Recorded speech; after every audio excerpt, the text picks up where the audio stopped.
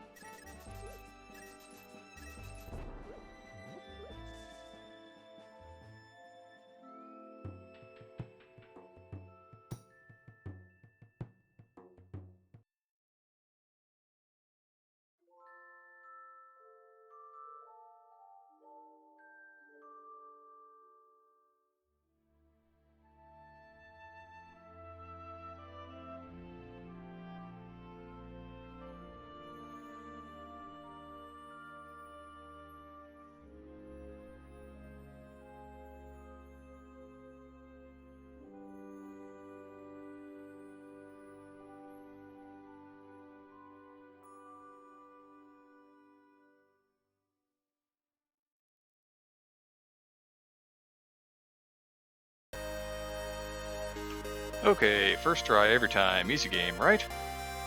Welcome everyone to this Go Mode podcast presentation of the 2021 Mentor Tournament. I am miendiem and I am joined in the booth by morgcl. Morg, how are you doing?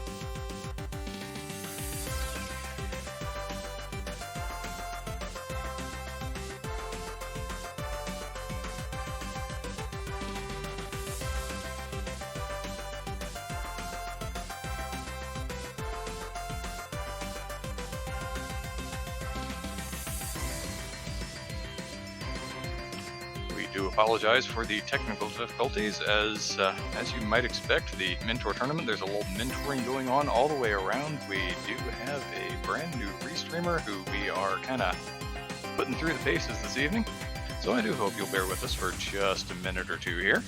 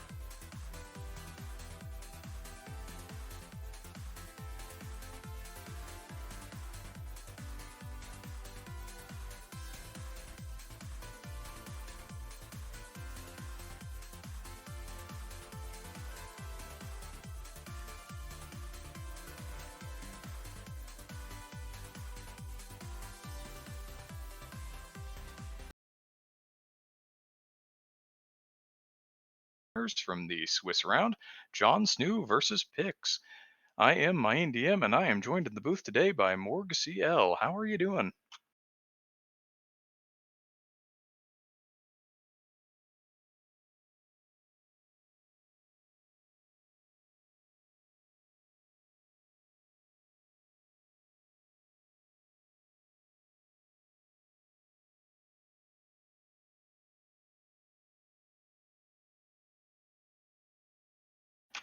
We do seem to have had a bit of an interesting early start here. While we were resolving our technical difficulties, we have a glove, a cape, a mirror, a master sword, a book, and a flute, plus the blue mail already on offer. And it looks like we've gotten a map check as well, a couple of crystals in the light world at Eastern and Tower of Hera, and a pendant at Desert.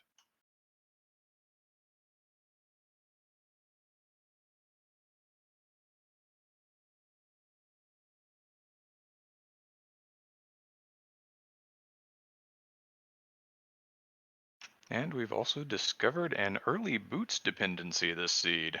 That'll be fun. As it goes, runners are probably reasonably happy to see that, insofar as they know that the boots are going to show up. They're not going to be buried in the depths of Ganon's tower.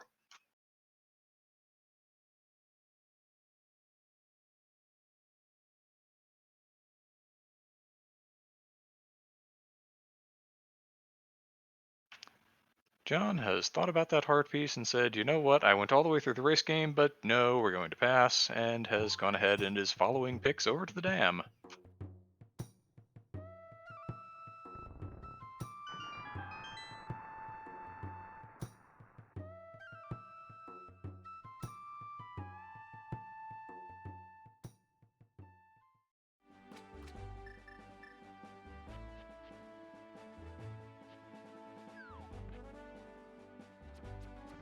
Getting a whole lot of sword beam action here in Mini Moldorm Cave from Pix. Finally going to go on through.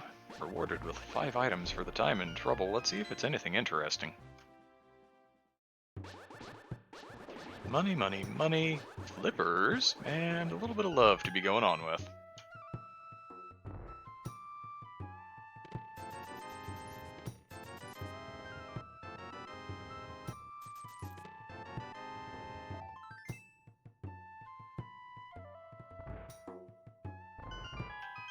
So, a little about the tournament. This is, as I mentioned already, a Swiss format for the, well, kind of a group stage, if you will. In that the runners will be paired up against people with the same record that they have. So, as already mentioned, these are a couple of 1-0 runners. Both won their first matchups.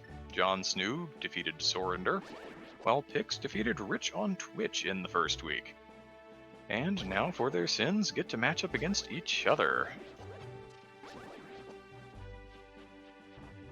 The mode for the Swiss stage of the tournament is the Open Assured Sword, so it's a little different than the other tournaments that have been going on recently. It's not a standard start, you don't have to go through the rain, you don't have to necessarily save the princess, she's going to be standing in the sanctuary waiting for you. So, you start with the sword in your hand, and a choice. Do I start at the house, or do I start in the sanctuary?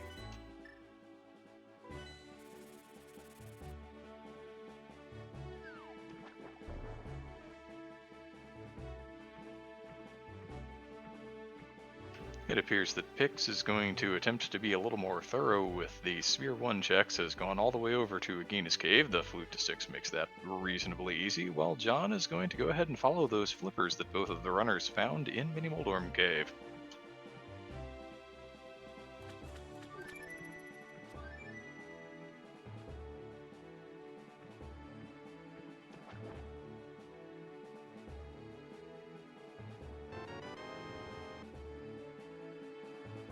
And John is rewarded with a relatively early Quake medallion. Now, both of the dungeons that might require that are tucked away in the Dark World, and we are very early days from actually getting that Dark World access just yet.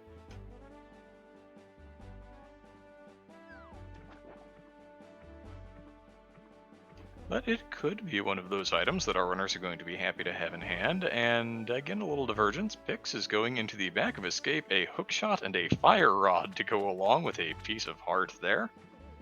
Another couple of very nice items. That hookshot plus the flute that our runners already have is going to unlock just swaths and swaths of Light Death Mountain.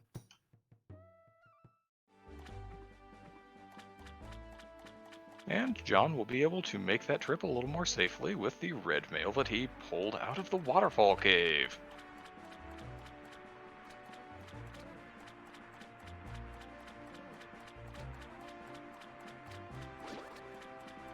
Pix using those nice sword sparkles to navigate through the dark here, going to go ahead and try to check Dark Cross. While John has spied half magic there on the Zor ledge and seems to be making the long, slow roundabout trek to go get it. It's a really nice safety, particularly when you already have the cape. Makes a lot of things a whole lot easier, including the Ganon fight.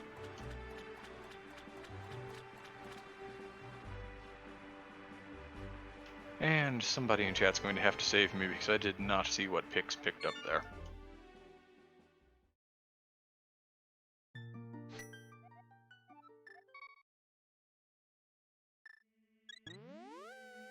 Going to get a little more darkroom action here on Pix's side. This is an old man rescue in the dark. Again, it's one of the easier darkrooms that's available, particularly when you have the sword to kind of sort of light your way. And John is going to go ahead and make that drop into the back of Escape. Is going to be very happy with what he finds here in, 15-ish seconds.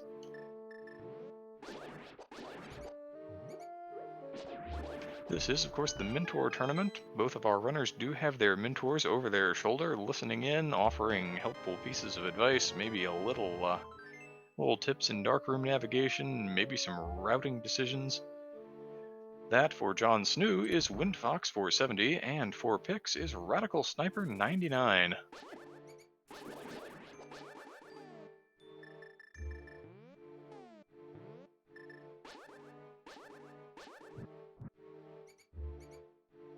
Pix is going to go ahead and try the western side of the mountain first. This is a play that some runners like because if the hammer happens to be over here, the punish is a little greater, plus with the mirror you can just go ahead and do here and now. It's a crystal that you have everything that you need to full clear. You've got the fire source, you have the mirror to get up there, and of course a weapon to damage Moldorm.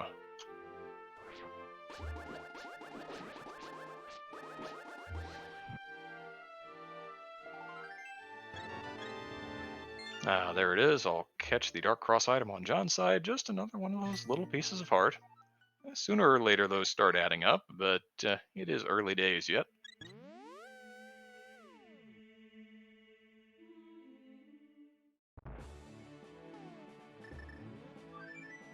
Pix is heading for the Ether Tablet check. You have the book so you can check it, and at least a Master Sword required to get the item, and that is our first bottle of the game.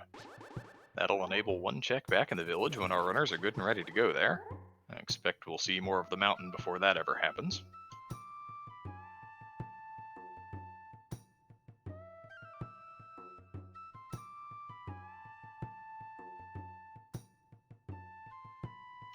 Well, our runners knew they were going to find those boots eventually, and there they are, tucked away in that little left side basement of Tower of Hera.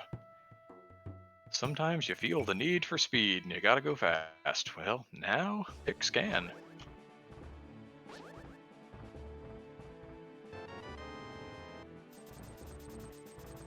It appears we're going to see a bomb-style Herapod attempt here on Pix's side. There are a number of different potential lineups to this. The trick is really to learn the one that works well for you, that your brain understands, and just work on that one until it's race ready.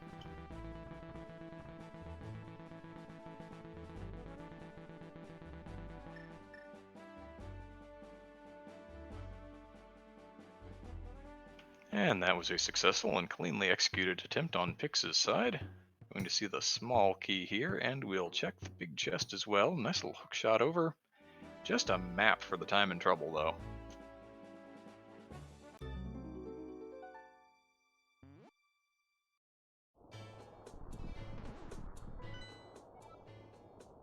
John giving us a Dark World map check, Pod and Skull Woods, the red crystals, a red pendant at Thieves Town, green pendant at Swamp, and it looked like regular crystals everywhere else.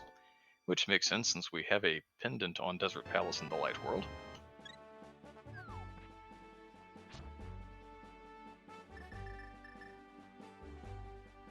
And Moldorm doing the things that Moldorm does, being unkind to anyone who dares set foot in its arena.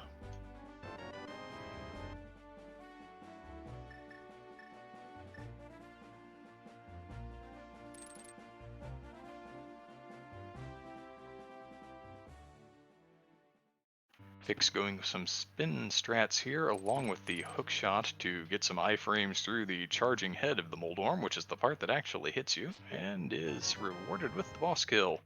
Unfortunately, also rewarded with the compass, so the second item on offer here is tucked away in the basement.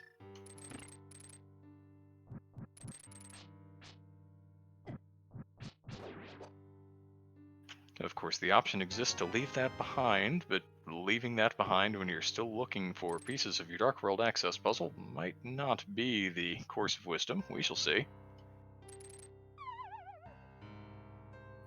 And John executing the other version of the Harrowpot trick, that with the super speed activated off of the little small stairs that lead to the chest in the back. It's just a different way to do it. You have to have the boots for that one, of course.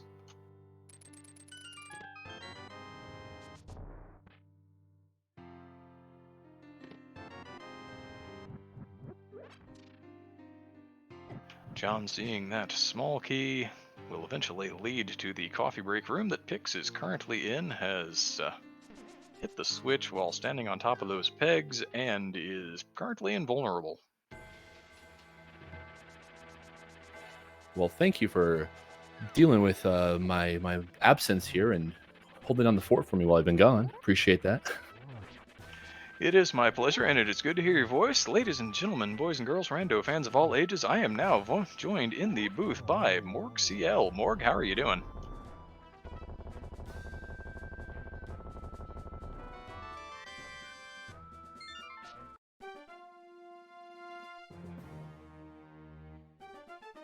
Uh-oh, I've broken his mic again.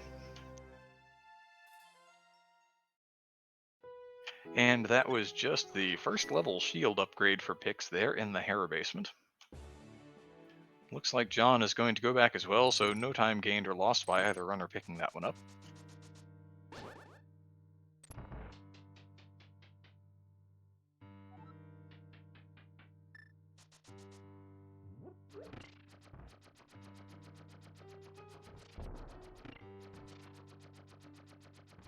John going to execute that same strategy, going to use the bomb to flick that switch once he has gotten his sprite over there onto those pegs. The pegs are kind of holding you in that invincibility frame state, and so all of those tiles, well, they just can't hurt you.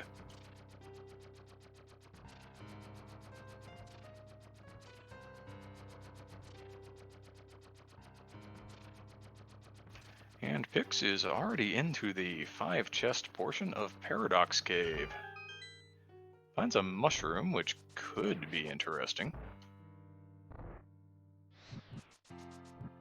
And another one of those shield upgrades, plus another full heart container. Yeah, it's not too bad of a cave.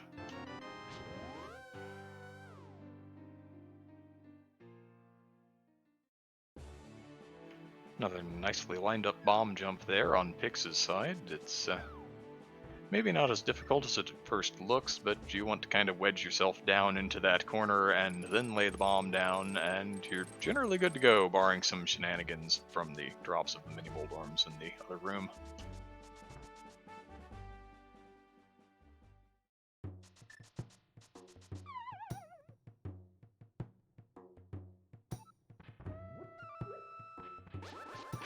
So we'll see Pix doing the dashes here through the spiral cave. It's better to be able to dash through here than to have to make the long, slow walk, that's for sure. Just another one of those pieces of heart, and we're seeing a save and quit. That's interesting with the flute. I wonder if this is a play to Sanctuary for... No, it is just a play to the house.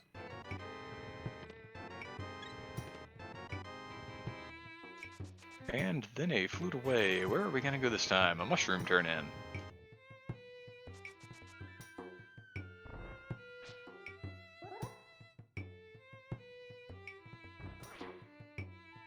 We are perhaps coming down fairly close to the last possible checks to enable some Dark World access here, and that's not going to do the trick. Just a red 20. And this is indeed a save scum on Pix's part, using that save and quit to set a save point, so in the event that happened, that the mushroom was nothing, is able to go ahead and hard reset the console and retrieve that mushroom for a possible future fake powder.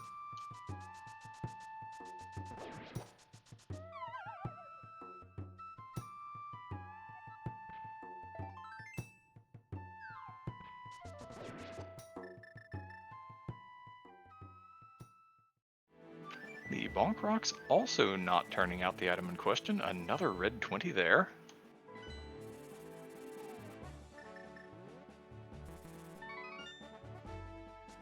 And John appears to be foregoing the opportunity to potentially save that mushroom, is just going to go ahead and turn it in without the benefit of the save and quit.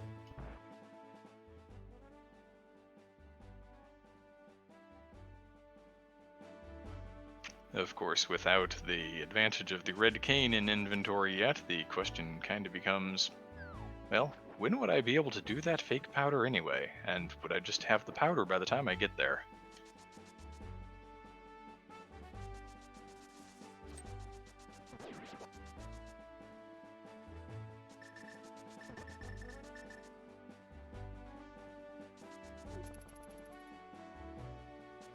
John doing a little dashing around, and we're going to see a little dashing around by Pix as well, going to head back to the library here.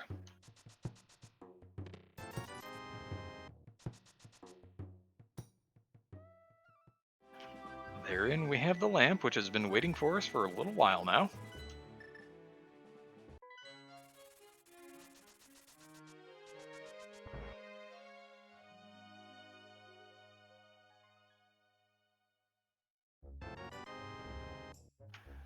John going to go ahead and confiscate those explosives that the small child was playing with in bed. Pix going to do the same thing. This appears to be a very minor, if heroic, task. The entire village will thank you later.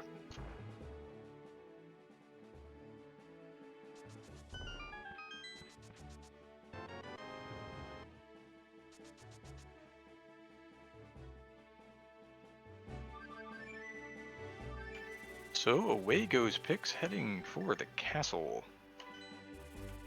It appears that John is going to follow hot on his heels here.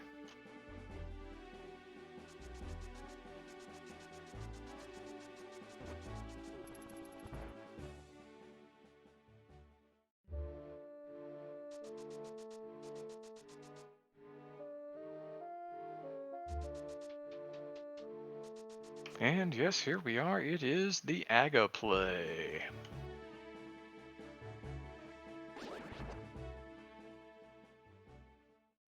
Both of our runners going into this on functionally the same equipment, although John does have that half magic, so may be a little more liberal with the fire rod in here.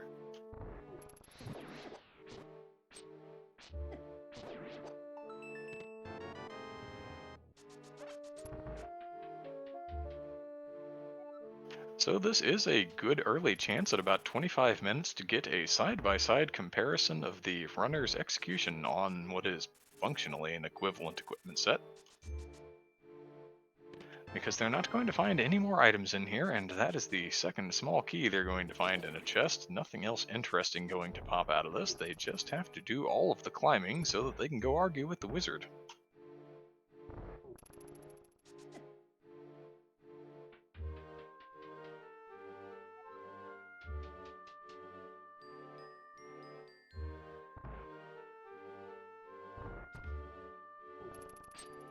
There's still essentially room for room so far, although Pix does seem to be taking a little more ancillary damage.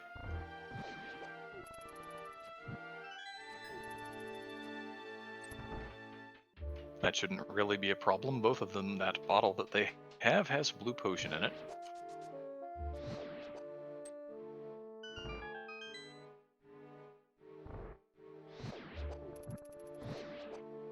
These additional fire rod shots do seem to be winning through for John, though.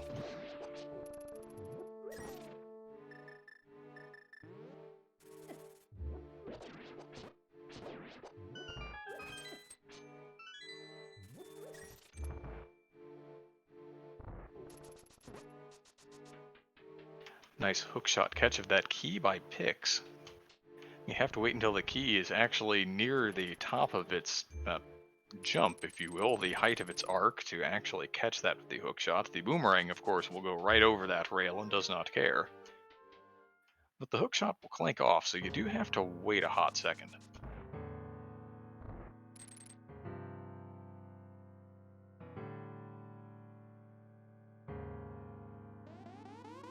That was a very quick hook speed by John there, is going to be running at a very fast rate after Aghanim finishes absconding through that curtain.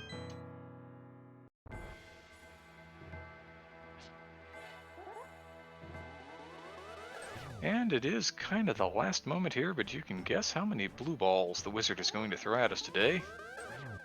The first shot of each round, of course, is 100% reflectable, but after that it's a coin flip, 50-50. Can you reflect it, or is it something that you just can't deal with?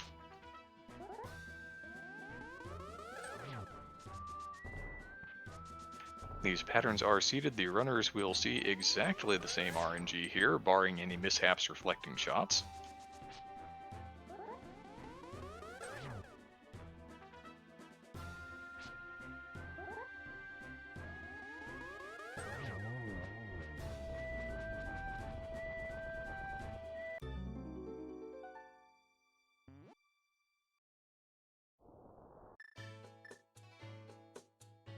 And John is through.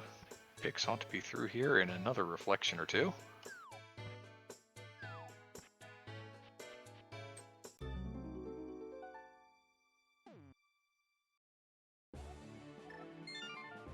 That is the wizard down for both of our runners at 29 minutes.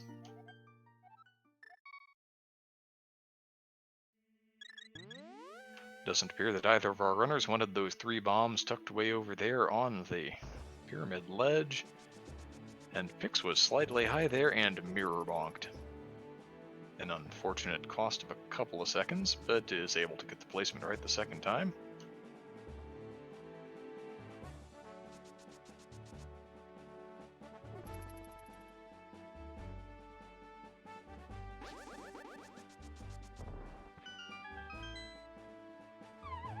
So the question becomes, what do our runners want now that they're going to have this Dark World access? Going to have the Moon Pearl in hand here in just a second on John's side, and just a couple of seconds later than that on Pix's side.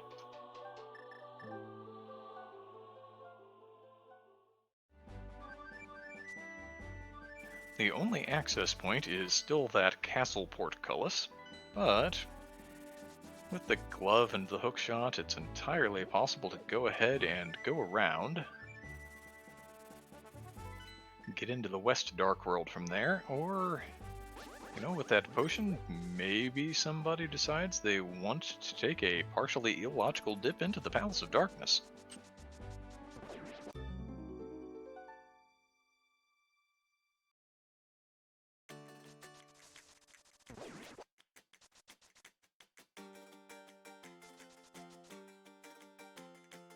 It looks like John wants to make the orthodox play and head to the west.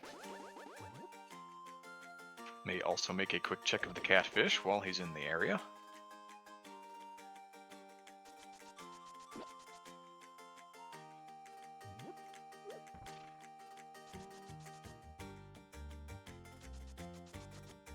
And it does seem that Pix is going to go ahead and follow suit.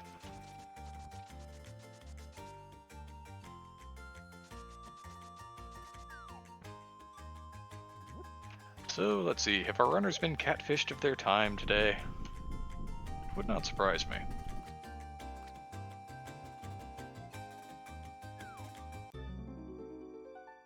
Oh yes they have, 10 whole sticks, the reward for making the long trek up to catfish. John is going to go ahead and parlay this into a check of the Zor Lord, having 703 rupees in hand this time.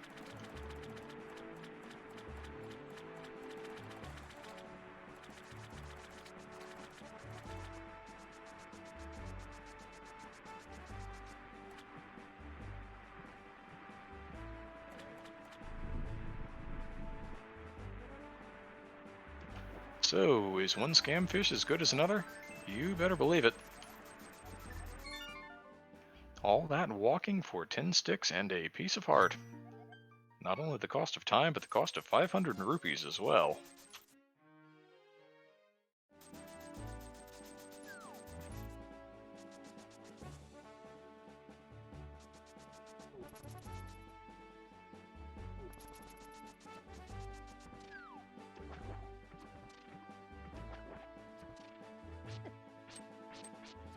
Looks like John was taking a quick look at Hylia Island there. Doesn't appear to be anything of real value.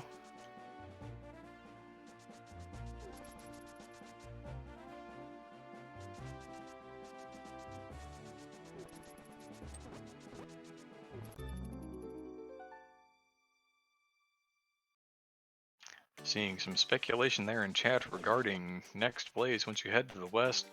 Skullwoods makes a lot of sense, you know, still the blue potion, so you've got that nice backup safety. Fire Rod, of course, and a sword will get you to Mothula.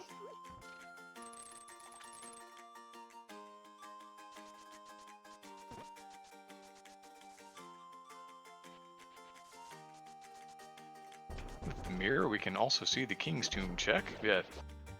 Normally you think that you need the mitts to go here, but once you have the Dark World access, you can just mirror within this circle and get at it this way. The mitts can absolutely be in this check.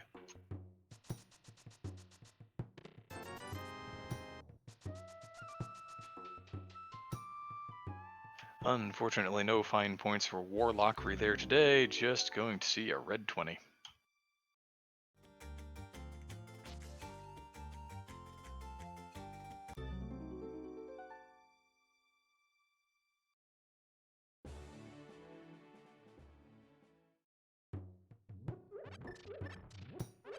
Pix is choosing to make the run back here rather than the mirror and flute to 4 to go back to the castle portal. The castle portal may be mildly faster, but oh, alright, I was close on those mitts. They were kind of King's Tomb adjacent.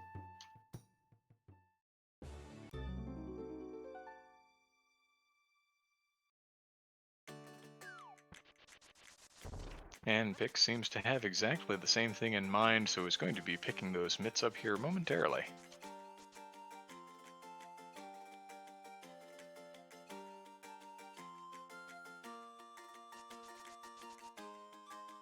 Those mitts open up a great many things, although I don't think John is looking forward to just throwing the current route out the window. Going to give him access to some things on Dark Mountain. Maybe get a little knowledge of the TR medallion, although it's still early days yet in terms of being able to get in there with no hammer and no red cane, potentially also missing a medallion.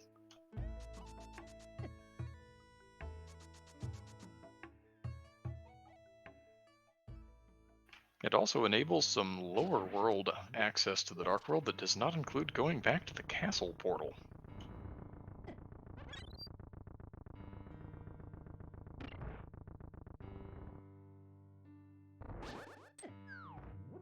Very clean movement through that 2 Gibdo room there, pushing and pulling that statue. Of course, the reward is just the compass.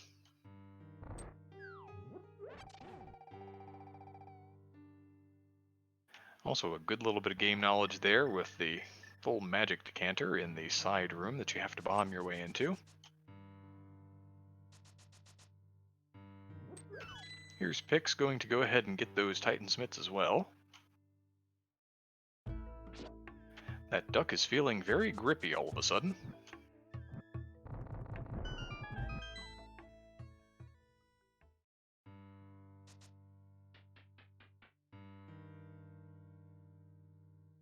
I expect we're going to see a very similar series of plays from Pix here with the check of the bumper ledge and then the play into Skullwoods.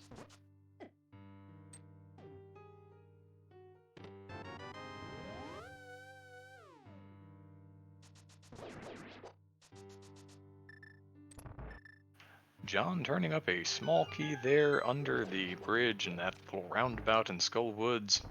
Not too hard to get back from with the mirror, and still looking for both items, so he was going to check it anyway.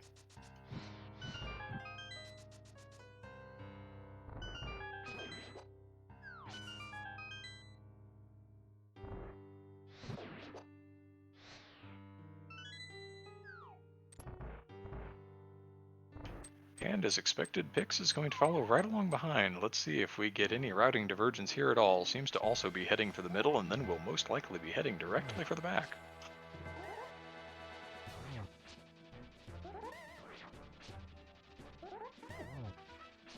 John employing some Master Sword spins here on the Moth. They do Tempered Sword slash damage, and you need 4 of those to get the Moth down, provided the Moth is not knocked into spikes.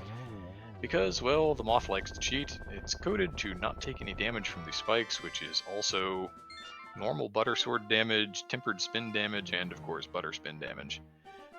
Thankfully, we have kind and benevolent Rando developers who have coded the Butter Sword to do Tempered Sword slash damage against the Moth, because otherwise you might have a little bit of a problem actually defeating it in some cases.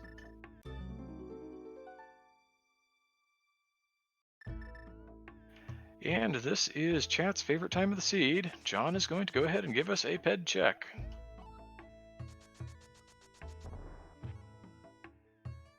If you had pocket change on the pedestal, there's your win.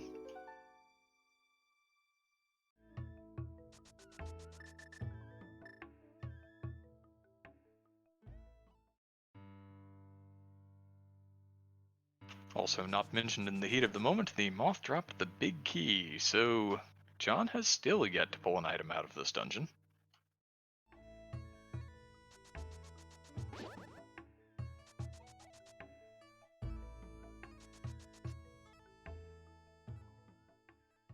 And Pix did grab that half magic while he was checking the Zor Lord, so we have evened up our magic quotient between the runners, at least for the moment.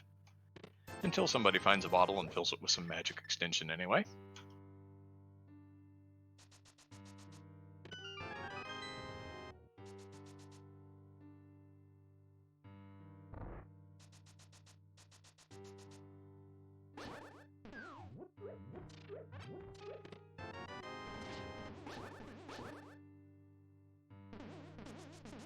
And I've had a brief technical difficulty. I did not see what the item was in Pinball Room, if it was indeed an item at all.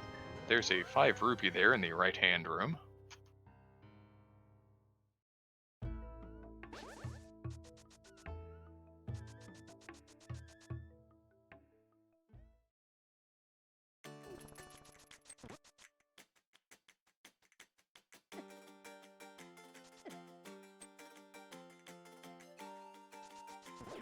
Pix, with a combination of slashes, spins, and some fire rod shots, has put paid to that Moth. Evening the crystal count between our runners back up at 2. 2 crystals at 40 minutes and an Aga clear feels pretty good. Sometimes it feels like those Aga seeds, it takes forever to get going on the crystal collection, but, you know, having a couple of them in hand already feels pretty decent if you're a runner. The chest game an absolute scam. Even the totally random item was just a green rupee, and then the actual prize, if we can even call it that, was another one.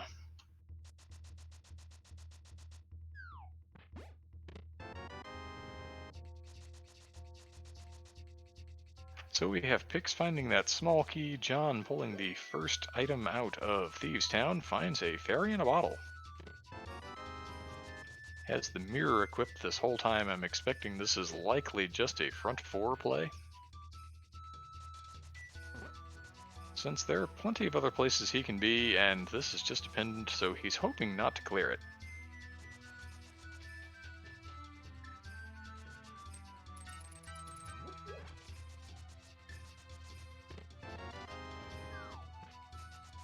Has also found the compass and the big key. The big key has to appear within the front 4, and a piece of heart to send him on his way. There's the mirror out as expected.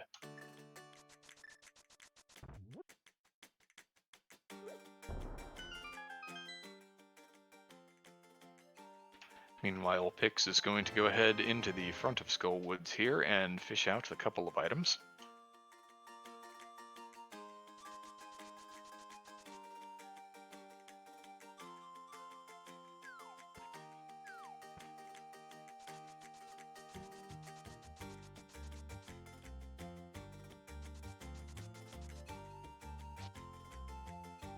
Pix attempting to line up this bomb jump. It is just a little finicky. You can use a dash like that. You usually want to start on the other side here, and he's going to set it up that way now so that you don't accidentally try and run out the door to extend the amount of jump that you get out of that bomb.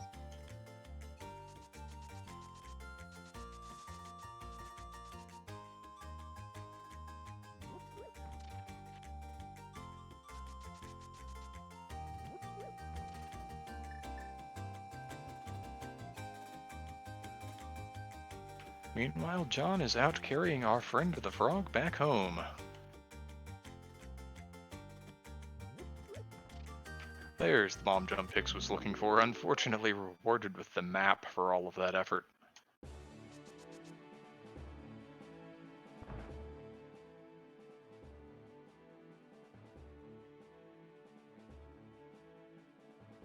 Pix finding that 5 rupee, which was the item that I actually know about here in Skull Woods. Oh, and the smiths say we have this spare smithing hammer that we're not using at the moment, if you'd like to carry that along with you.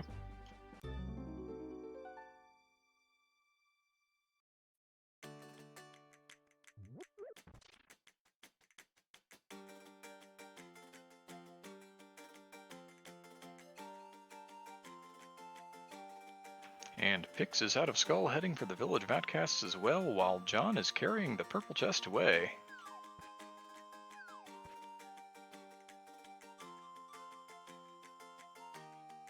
With the mirror in hand, this makes an easy Dark World loop of itself. Can go ahead and check K45 while he's in the area. The no hammer pegs is interesting, as chat and my wonderful tracker Mocha Jones 10 is pointing out here.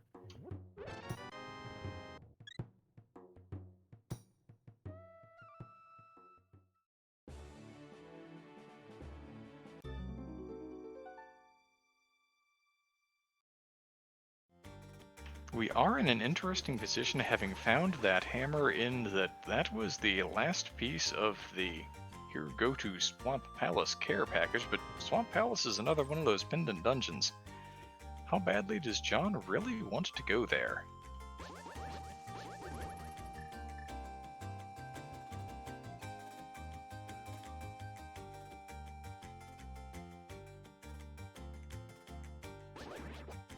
We also appear to have some partisans of John's in the chat who are giving us a hearty John please at the prospect of having simply decided to leave behind that hammer peg check.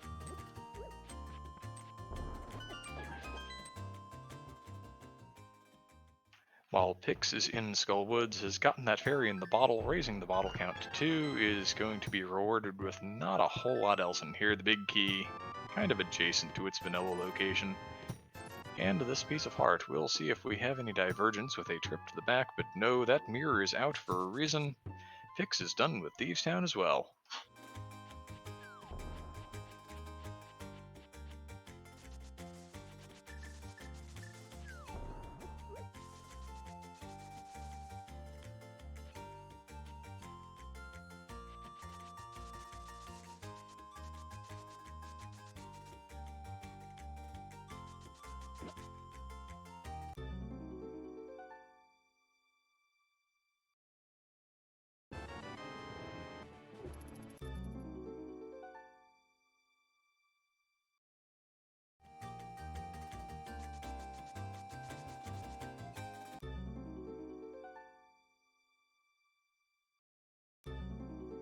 That was a very nice hook speed off of the stairs there by Pix. And John is going to continue right along and give us a Bombos tablet check.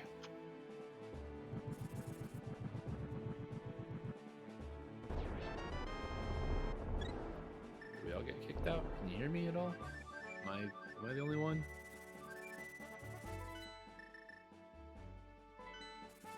I can hear you, Morg. How are you doing?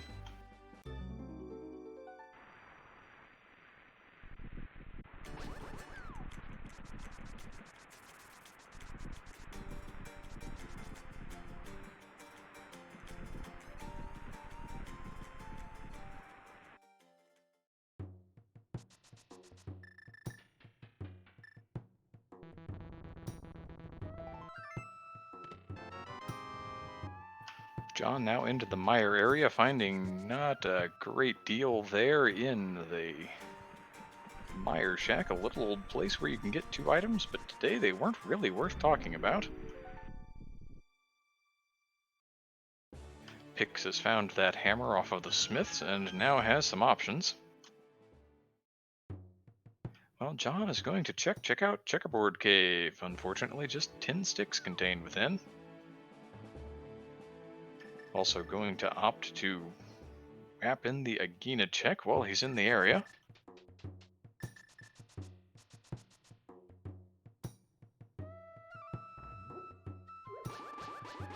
And Pix is going to do us the favor of showing us the hammer pegs check. Well, if you're a John partisan, you'll like to see that one. That 20 rupees is not likely to come back to bite anybody. The money checks in this game are essentially over. Do still need 110 to go into pod. Theoretically could need 100 to take the big bomb to the pyramid. But our runners are close enough. They're likely, even in Pix's case, is the one of those who's below that 210 threshold to run across another 40 rupees somewhere before it really matters.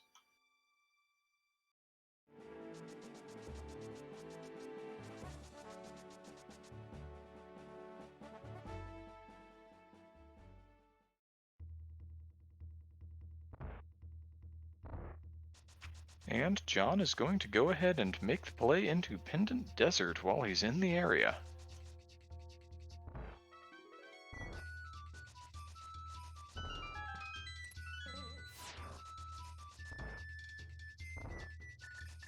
Finds the small key on the torch.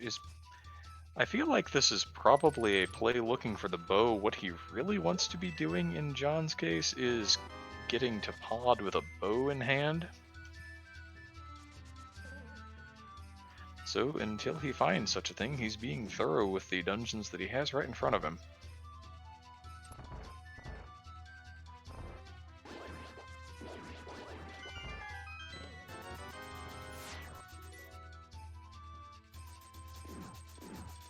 Finds another 300 there. We've reached the point where we're just counting up potions money and big key as well. Doesn't really want to defeat the pendant boss, knowing that the pedestal has absolutely nothing of value, so is going to come back in and check this big chest first. I wonder even if this is nothing for him if he decides that killing the boss is a bridge too far. And the answer is the second item is on the boss, while Pix picks up the heart container there on the Bombos tablet.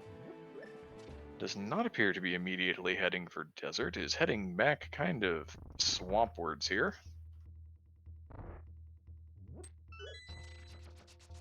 No, this is more likely just a hype cave play.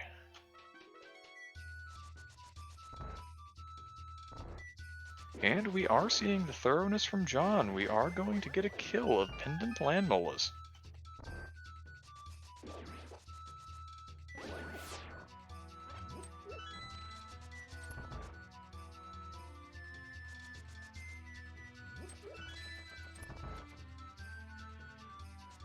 Hype Cave living up to its new tripe moniker the way it does.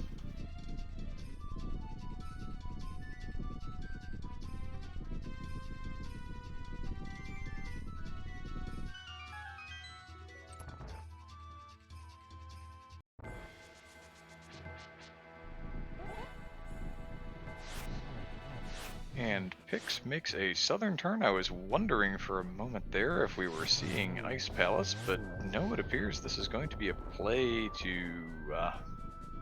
alright, this is a hobo play, maybe.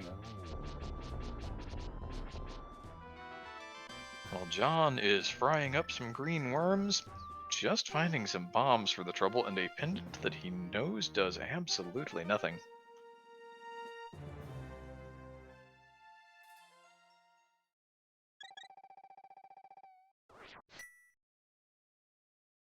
There is Pix picking up that Quake medallion off of the hobo. Now both of our runners have it. You are listening to WAVY, where we are quaking all night long. Still be interesting to see if that's going to be the medallion for Turtle Rock, since it was available bright and early to our runners.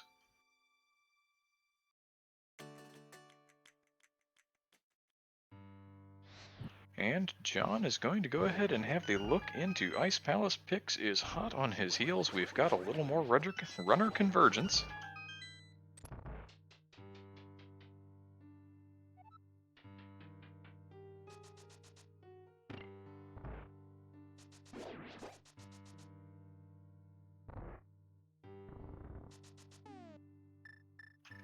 Pix is going to go ahead and avail himself of the upgrade fairy beforehand, is only on 3 bombs at the moment, now going to have 15.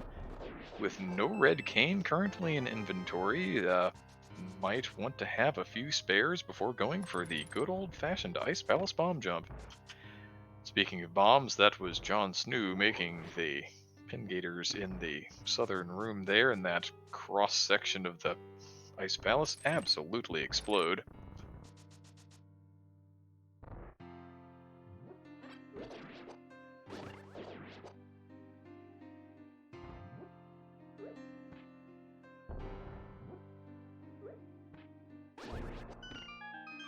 Has 1 bomb bounce back in his face, but there he is on the second try.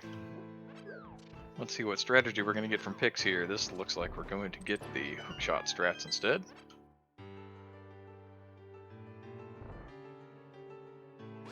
Cleanly done, and probably just as quick, if maybe not quite as swag looking.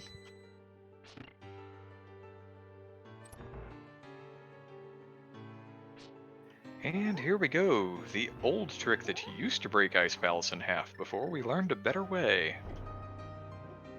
Still useful, and John Snuu nails it first try.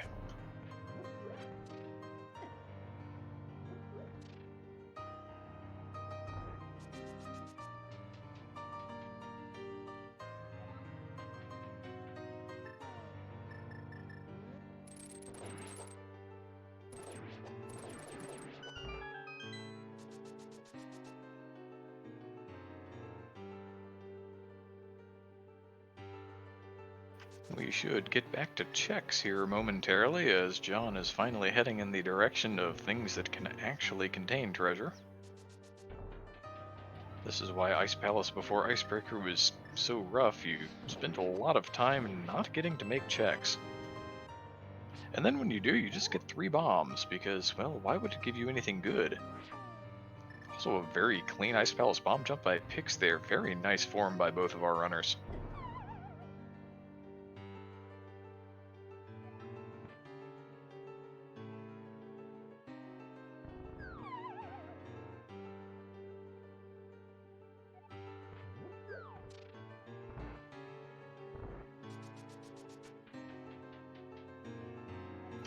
John showing us yet more of why Ice Palace not the nicest dungeon in the world. You have to drop down, make the run around, you're still kind of not in even shouting distance of the density of checks over there on the right hand side.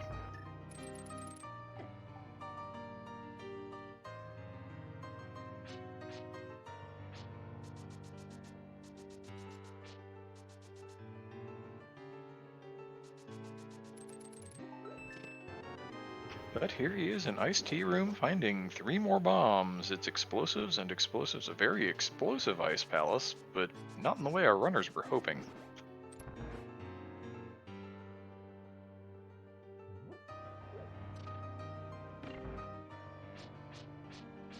Now we'll see the Ice Palace hockey rink. Looks like a very dangerous place to play.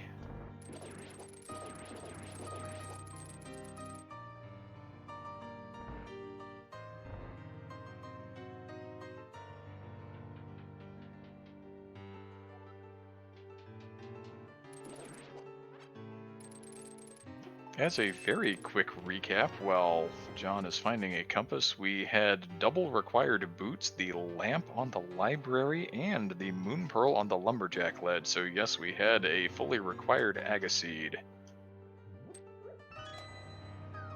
There was only 1 glove in the light world, the hammer was on Smith, the mitts were in Graveyard Ledge.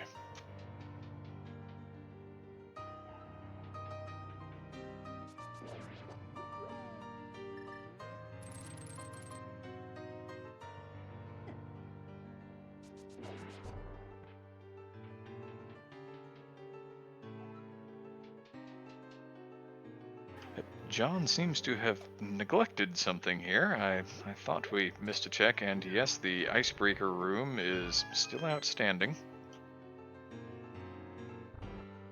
Giving a little time back to Pix, who is now once again kind of catching back up.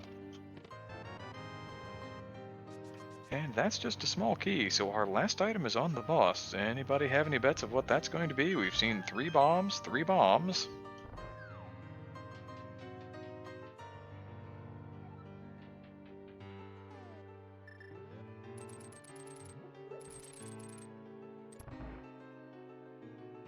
And it looks like John is going to be the runner who shows us first what is on that boss.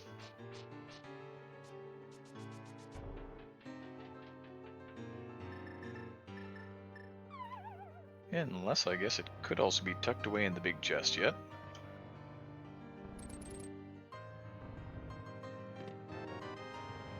Oh, well, would you look at that. 9 bomb palace, and nothing else to show for it, aside of course from the crystal that you need to beat the game.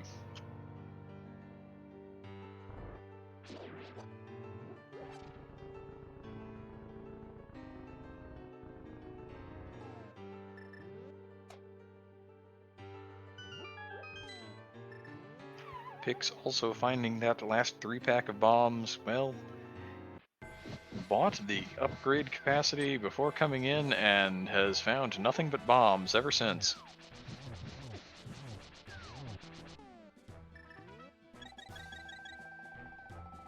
John, with the fire rod out, has burned through the magic bar, is going to go ahead and use the blue potion to extend said magic bar and continue fire rodding these puffs into oblivion.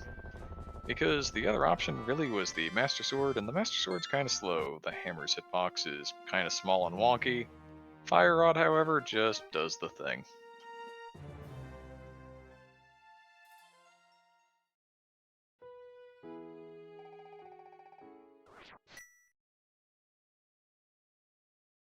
Pix seems to want to hold on to the potion and is going to go ahead and clean this up with Master Sword spins.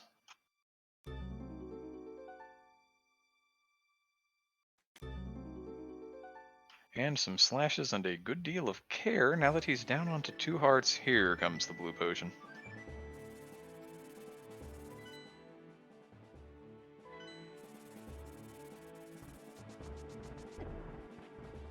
Mops that fight up nicely, rewarded with that last small key, but that's crystal number 3, tying our runners up on crystals again, like they've been doing for a while now.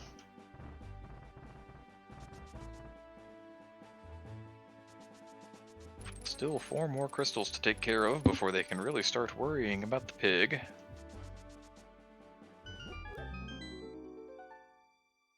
But John has gone ahead and is going to head to Dark Mountain. 6 checks up here, 2 in Super Bunny, 4 in Hookshot Cave. Can find out what the medallion requirement for Turtle Rock is, probably hoping in his heart of hearts that that Quake medallion he found on the hobo quite some time ago now is actually going to prove to be useful.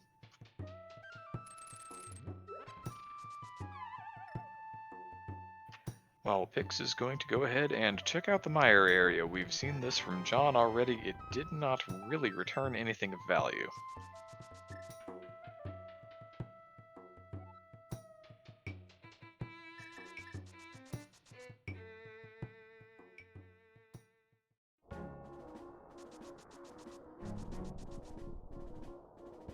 John is going to go ahead and check the TR medallion first. It is ether. We have ether everywhere. That Quake medallion was just a giant red herring.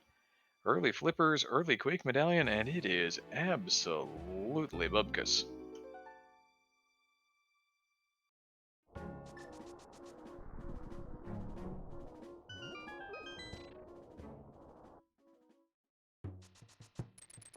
So the key was not under the doormat in the mire area. Is it under the doormat in the Turtle Rock area instead? Well, there's something you want for Turtle Rock.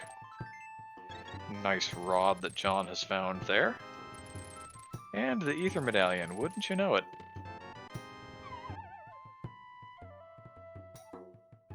still no Cane of Samaria, so not going to be able to go into Turtle Rock just yet, but the seed does seem to be screaming mire just a little bit at the moment, doesn't it?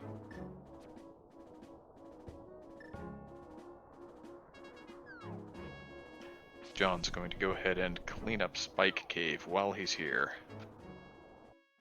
This is entirely reasonable.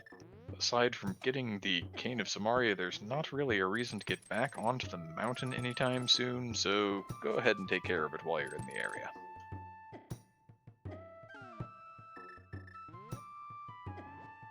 Pix is going to be 45-ish seconds behind finding these things as well. We'll probably see our runners reconvene right back there in the mire area.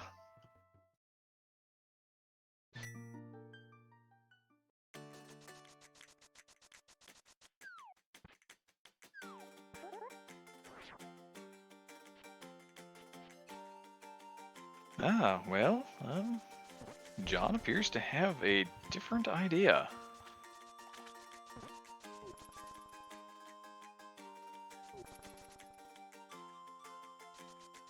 Rather than going into mire with two potential items, although one could be tucked away on the boss, which is locked by the Cane of Samaria, is going to go ahead and make the density play into Palace of Darkness and Eastern.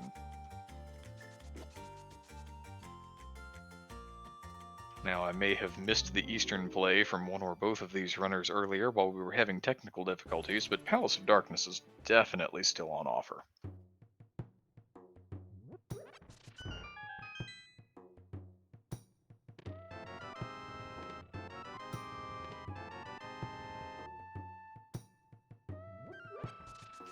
Sahasrala's Closet turning out the shovel. Another one-off check feels kind of bad once you've done that Southern Dark World loop.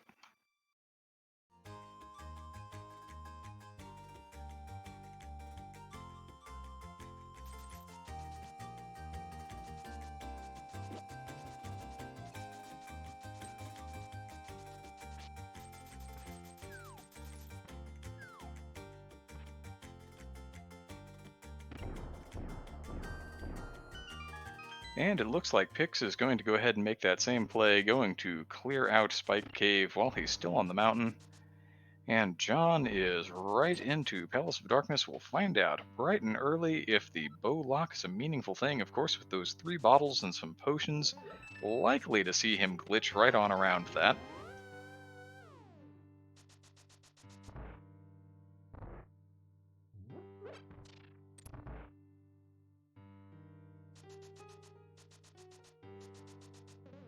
And I am now joined in the booth by Esper Hub. Esper, how are you doing? Hello, everyone. How y'all doing today? Tagging in real quick to do an emergency comm to help out. How y'all doing? We are doing well. Unfortunately, we were having some technical difficulties with the mic of my intended co-comm, morgcl. Very unfortunate. Hopefully we can get those resolved. Would be more than happy to do comm with him in the future. Yeah, it's rather unfortunate, but hey, the show goes on, and you was holding it down for an hour. You did pretty well. Yeah, I've been watching on the sidelines, and I just noticed this seat has been quite a bit of an experience. Yeah, it's been more than a little roundabout. Speaking of roundabout, there's a sword tucked away. You have to kind of fall down and do a little loop-the-loop to get to that vanilla big key chest and pod. 3rd sword on the board for John Snuu. But yeah, an hour in, this seed is still holding on to its secrets. We are still looking for a bow. We are still looking for a Cane of Samaria. So with those 2 items, I know one of them dipped into Ice Palace, and I kind of wish they dipped into Ice Palace before they did Desert Palace at that time, but you know, it happens. But in this kind of a situation, I feel like you should be doing your crystal dungeons at the very least. Worst case scenario, you double dip in those crystal dungeons, but nonetheless, you at the very least explored those before going to Independence. But that's just my personal opinion. That seems like a reasonable opinion and one shared by a great many runners. The Desert Palace play on John's side was was interesting to say the least. I'll be kind of curious to ask both him and his mentor what the thought process behind that one was when we get them in for a post-race interview. But unfortunately, that Ice Palace play made by both of our runners paid out in absolutely nothing. It was 3 bombs, 3 bombs, and 3 more bombs. Just that crystal they need to beat the game.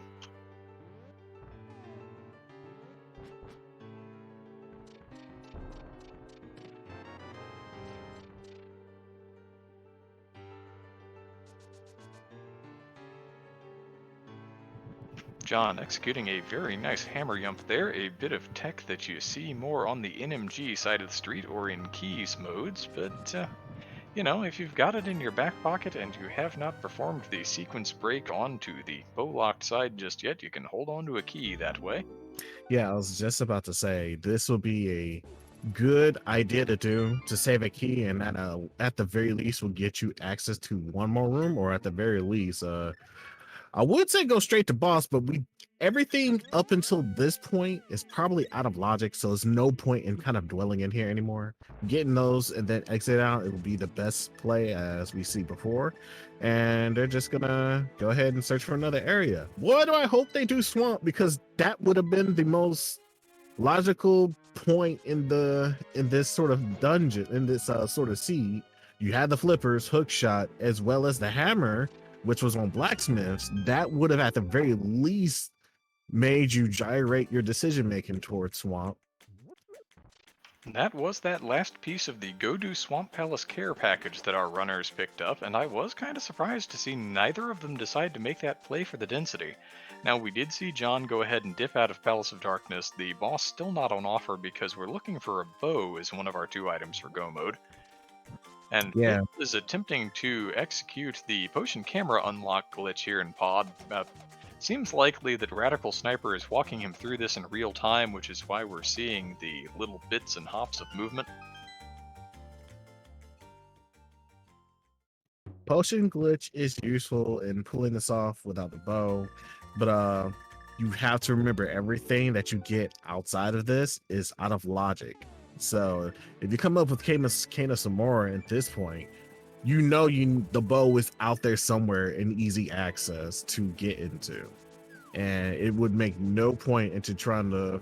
I would say if you get Kana Samora here, you should immediately mirror out and go ahead and start doing swamp or doing the other easier access areas that didn't require bow to begin with, because Well, hi, we have a bow-locked bow in the Palace of Darkness, like Palace of Darkness does sometimes. good lord, that could all well, in cases like that, that would mean that silvers were definitely bound to happen. That was our runner's logical silvers for sure. You were expected to have a bow to get there. Meanwhile, it looks like John is probably going to go ahead and make the swamp play. Seems fairly likely that he's going to find the other bow in here, but if he doesn't, we're going to have a Cane of Samaria leading us to a bow in one of our Samaria dungeons. I hate this sea, by the way. I This feel seed like has not been kind. with the bow being there, it bailed them out of doing a poor decision like that. But what can you do? Rando is going to Rando. I'm generally in favor, if you're going to go ahead and make the play into Palace of Darkness, go ahead and make the sequence break. You just have to bear in mind what you get out of the sequence break. And for newer runners like these, maybe that's a little more important of a consideration than it is for someone who has a little more experience in the game. But, you know, with these mentors over their shoulders, kind of helping them carry all of these things in mind, hopefully it's not actually going to be a problem for picks here. That's true. I also feel like in this point in case, I feel like the mentors are valuing the opinions of the runners a little bit more by letting them do this. I feel like the runners, this was the runners' decision to avoiding Swamp Palace up to this point, or doing all this other stuff. So there's also that to consider as well. And we've seen a first item out of Swamp Palace here. That is the magic bag full of swag. Enables 1 check back in the village. I bet you that 1 magic powder bag will allow us to get the next bow, or at least some more cane. I would not be surprised here. That would be an interesting placement on the seeds part, because of course, being the fetch quest, you have no idea what the ultimate disposition of that item is going to be, so you're kind of stuck continuing to clear the dungeon, even if that happens to have the progression item you're actually looking for. That is true. But the good thing about clearing swamp in this situation, if you do full clear it, you have the green pendant. So if you do manage to get a bow here, you go back to Eastern Palace of Darkness, go and get your green pendant prize. That could be the bow that is needed to finish the rest of this dungeon, finish the rest of the seed up. Or at least be part of finishing the rest of the seed up. We still don't have some arcane just yet. It is entirely possible, and Pix is going to go ahead and show us the boss here with his out-of-logic bow.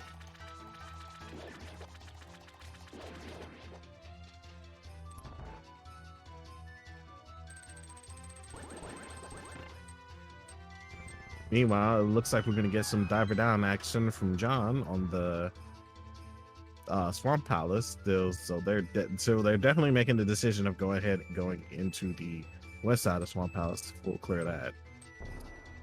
Going to go ahead and bank that bomb explosion here is going to perform some other tech. The banking of the bomb does not really have all that much to do with it. It's a helpful part of the trick, but the actual trick being executed here is different. You place this bomb in such a way that you're pushed into this rail, and then you can jump down on a spot. Only right in front of those stairs is actually water. The rest of it just kind of looks like water, so you can go ahead and walk around and pick that key up.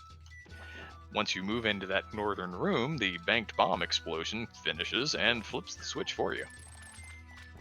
It's two separate tricks that combine really nicely into a good 10 or 15 second time save.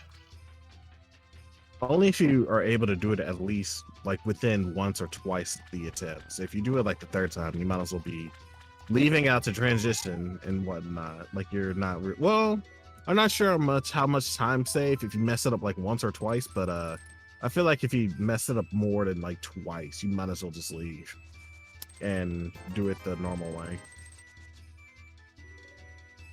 It's decidedly a comfort level thing, but that was a very clean execution of the trick by John Snuu. And while we've been chatting about that, Pix has made his way all the way to the Helmsaur King, has already knocked the mask off, and gets some tempered slashes into that jewel. We're going to wait for the tail and then the rest of the boss to explode, and let's see what the value is here. And we get the Samora Cane. So not only that the bow is out of logic, but the Samora Cane is also out of logic. And that is Pix being very, very bailed out by that decision to sequence break the Bowlock side of Palace of Darkness.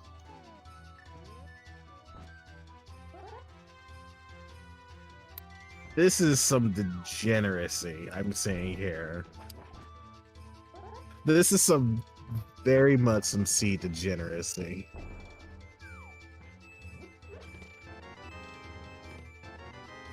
John, finding the fourth bottle here in the back of Swamp Palace, has achieved bottle percent at 1 hour and 15 minutes. Oh, yeah, that's right. Tunnel Rock was Ether Medallion, right? Yes, it is. It's Ether everywhere today. Misery Mire with its vanilla requirement, and Turtle Rock wants Misery Mire's vanilla requirement.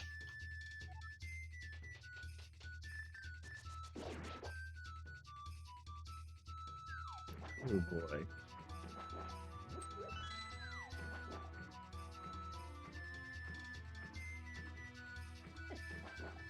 Now, Pix with this bow in hand is just going to go tromping and stomping right through Eastern Palace.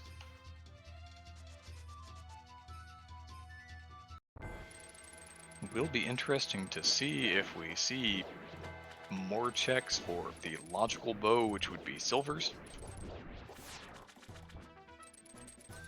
Having seen the blue cane in the big chest. Yeah, I think they're gonna go straight for the boss at this point. They gotten all their necessary items for to complete the seed at least. I mean, silvers would be a nice touch, but you don't really need it. You can do some spins with the temper to call it the day.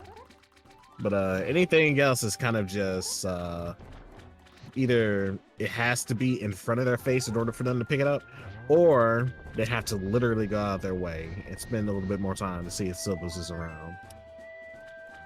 If you happen to stumble upon it, great. If you don't, well, you've already found your bow out of logic, and you kind of hope that you've gained a little advantage there.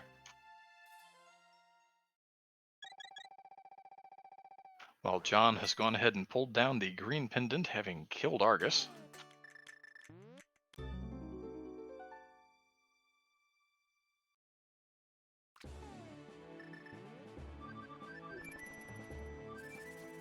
And Pix is going to follow up with a boss kill of his own here momentarily, working on the Armos Knights.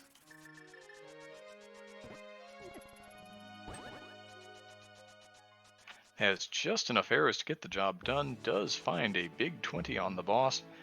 That is another crystal in hand. That is 5, count 'em, 5 crystals in the bag for Pix at 1 hour and 18 minutes.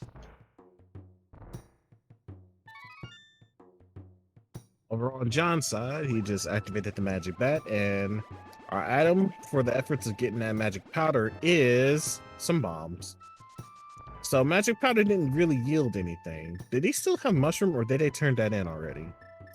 There was a little bit of divergence between the runners. Pix decided to go ahead and save scum the mushroom, intentionally save and quit beforehand rather than fluting immediately there, while John just carried the mushroom right over with the flute and was not in a position to save scum it. So wait, so we don't know what item it is for the mushroom. John did the turn in. Well, both of them did the turn in. It's just that Pix then hard reset out of it. It was, I want to say, 10 sticks. Oh, okay. Okay. That makes sense now. And even more bombs on the green pendant prize. So unfortunately, Swamp Palace did not yield anything of use. So it has to be Thieves' Town. If not, a few overworld checks here and there. It could be a logical first bow in Mire. We may well see this on Pix's side as he searches for the big key.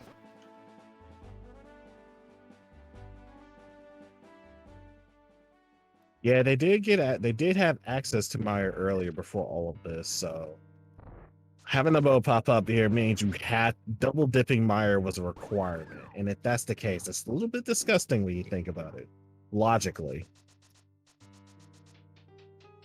That is pretty much the last thing that John Snuu wants to see here.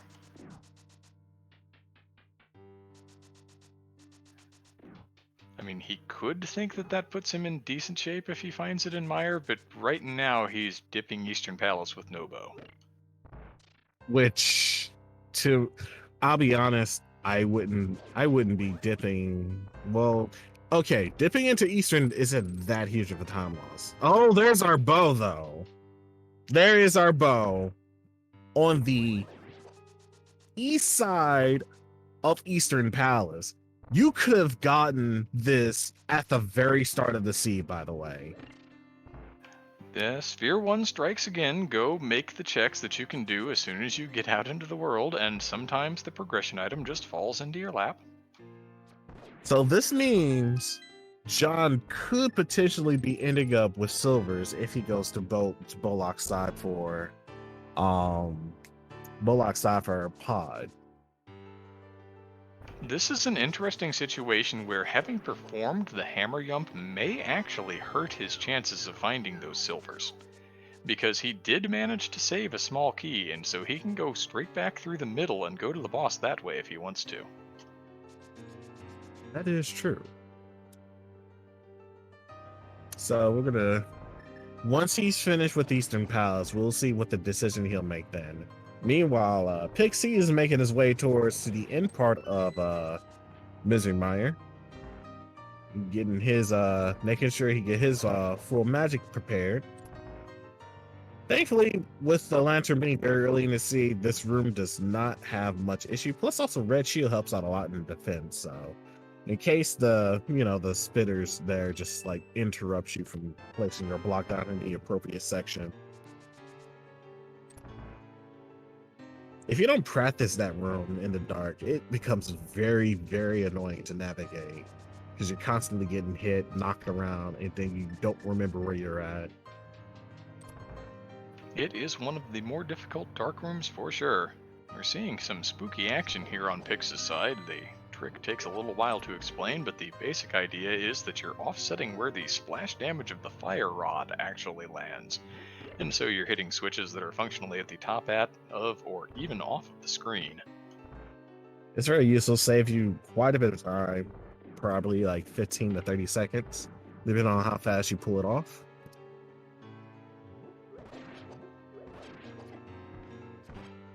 And we're going to get some cape and dash strats here from Pix to take care of these little eyeballs.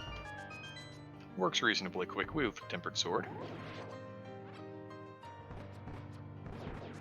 Personally, I'm more a fan of just running into them and slashing frantically, but this works out. And unfortunately, they do not have the arrows, so they can't really shoot the eyeball the needed 8 times, I believe, in order to kill it. So they're gonna have to, you know, take some time, wait a bit, slash at them. And they have to be careful though. They're on 2 hearts left, and I do believe it still takes at the very. Nah, I think it takes only 1 heart of damage from the eyeball itself. But no, they successfully taken out the eyeball, and John Snuu is finished up his Eastern Palace die. He's gonna flute into Misery. Well, not Misery. He's gonna flute into Pod. He's gonna go ahead and get in there to try to finish that dungeon as soon as possible.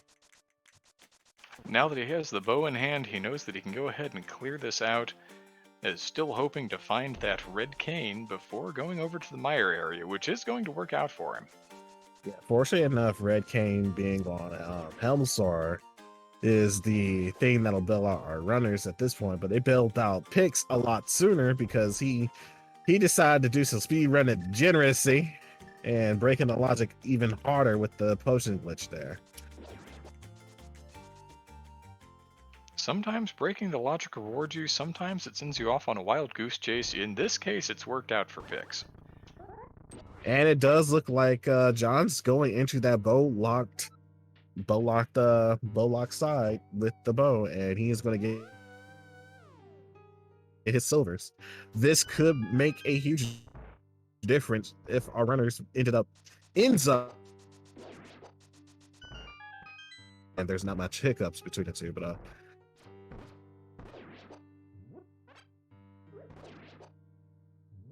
more than Pix. So let us see if execution or just the out of logic plays are going to be the one deciding factor between these two. Yeah, Pix is up a full dungeon and an additional crystal that John is going to go pick up here in probably about 45 seconds off of the Helmasaur King. But John is going to have the silvers now in hand. That's going to save about 40 seconds on the Ganon fight as a rough guesstimate, and going to save a little time probably on Vitrius as well, maybe a few other places. That's a silver arrow is not only the most powerful weapon, it makes a short order work for certain bosses. Vidi. Also, these mimics, only 1 shot is needed, so you don't need that much ammunition, which is fantastic. Ganon, as you said before, even the landmost fight, if you can like 1-shot those with 1 cycle, you'll be saving a lot of time dealing with those.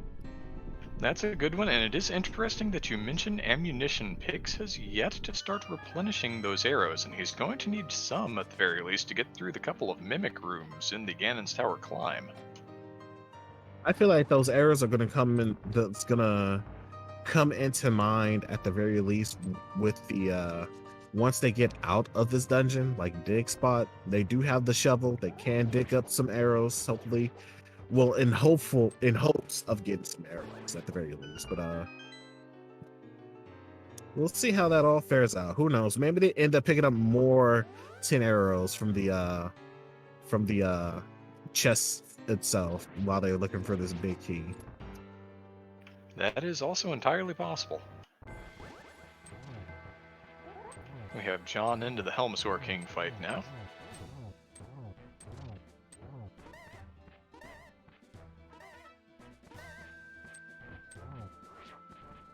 Having to do a little dodging of the tripartite fireballs that Helma's spitting out, and seems to have also gotten the spin speed, which straightens out the hammer hitbox just a little bit, and then that one silver arrow to the jewel, as you mentioned.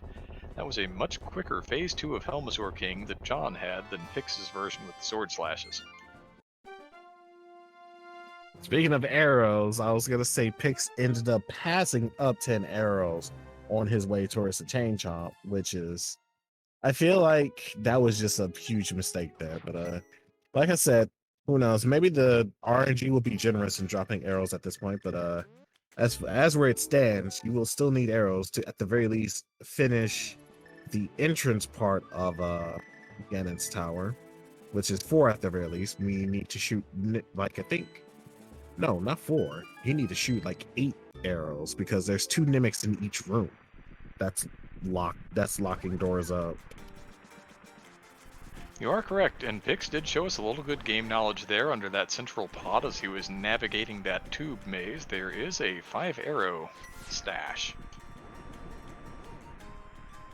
There is our big key in the lava room, which goes to show if you do not have the big key yet, and even if you are in go mode, you do not pass up that whatsoever. You'll thoroughly regret it. It's hardly even surprising anymore to see that big key in its vanilla location.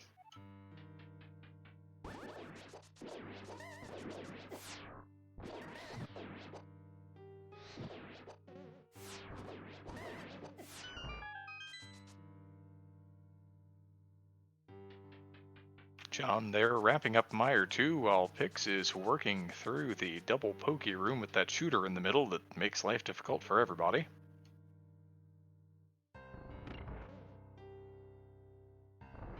Sometimes I wonder if who is the worst kind of enemies: dead turtle rocks, the shooters, or the chain shots at this point. I feel like all 3 of them are good, like contenders. My sneaky dark horse candidate is the Zeros, those kind of Paragoomba looking things that try and drop bombs on your head in the swamp area. Oh yeah, those are pretty mean as well. I agree.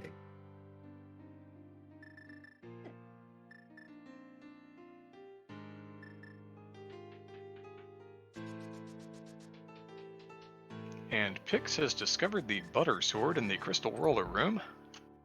That's as close to full power as he's going to get since the other bow was tucked away in Eastern and he did not get it.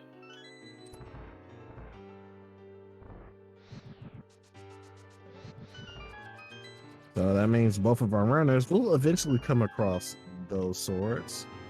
Meaning, if Pix ends up slipping up for the most part and ends up losing the lead that they got now by being out of logic, that means John Snuu will be the victor soon enough the moment they catch up to them.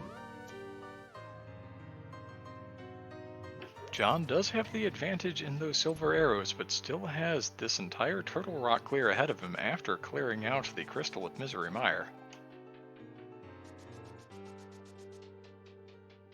Pix deciding to check that vanilla small key location first down at the end of Laser Bridge is rewarded with a vanilla small key. I don't know that you can even call it a gamble, but it did work out for him. You see some runners do that, for the most part, and plus they being able to run back up, it seems to be a lot faster, especially if you find that key that way.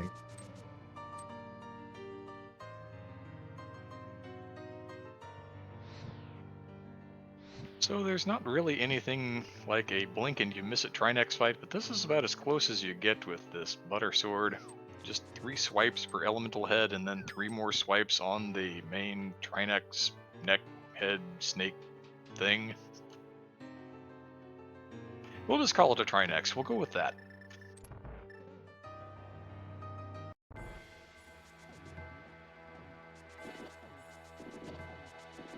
John also seems to be a little low on ammunition here and is going to go ahead with these cape and dash strats rather than using the silver arrows on the small eyeballs. We'll see if a couple of them come out here for the main eyeball. Looks like they are. And with the fact that you have silvers, 2 quick hits onto the eye, and that is a done deal. We have those simultaneous crystal catches again, but that is 6 for John Snuu. And 7 for Pix. That is 7 crystals well in hand. It is time for Pix to go charging right over the tower fast as he can, going to get the hook speed off of the stairs at TR. And there's a little game that we like to play. The 22 possible locations in the basement of Ganon's tower where that big key might be hidden from Pix this evening. He has to find that before he can climb the tower. Has to climb the tower, have an argument with a wizard. Without doing all of those things, he cannot face off against the big pig himself. So tell me, Esper, do you have a favorite guess here? Not entirely, but I like to guess random numbers. I'm gonna say this big key could be key number 5, well, chest number 5, or item check number 5. Yeah, check number 5 is a good guess. The way the seed has been so roundabout, I'm thinking probably more in their 16 range today. Well, chest number 1 is the red boomerang, and chest number 2 is some bombs. Bombs seem to be the theme of the seed today. They're yours, my friend, if you have the rupees. Indeed they are. Just a small key on the torch, going to go ahead and pick that one up. Check number 3.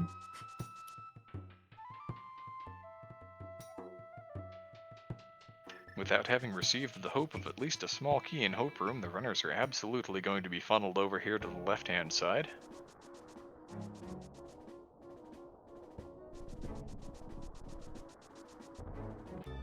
Chest number 4 will lead us once this Ether Lightwork show finish. Another small key.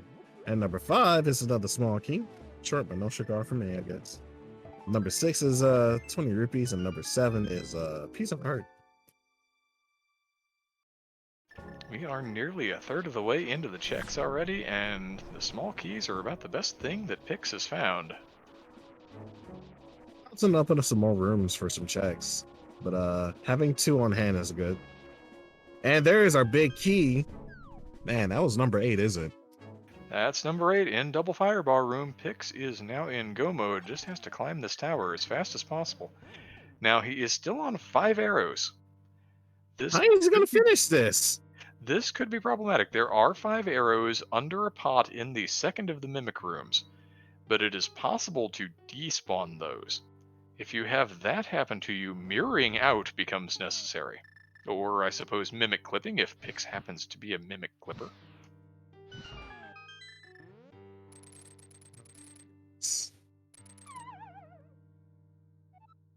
Okay, he picks him up. Make sure he don't miss.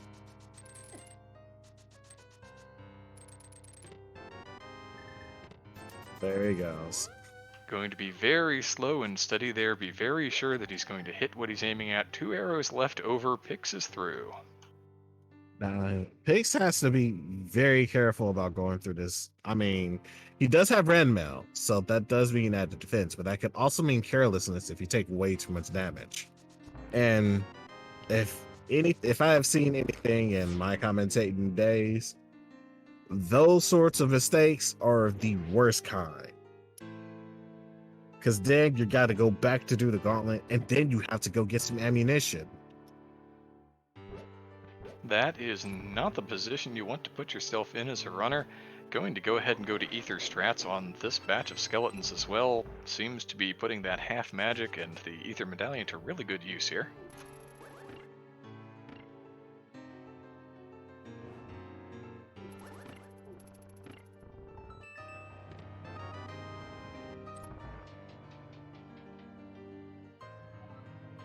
Dealing well with the RNG in the gauntlet there. That red Zazak was going to try and get away off to the right-hand side of the room, and he managed to chase it down with the long arm of the butter sword right beforehand.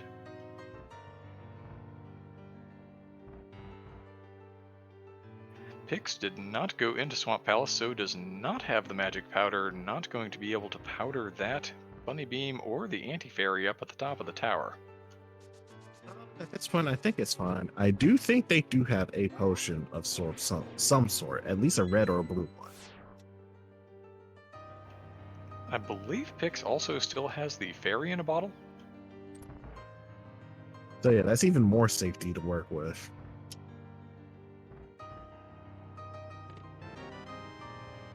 We're seeing the empty there, which I think was last consumed in Ice Palace. I don't know that it was refilled since then.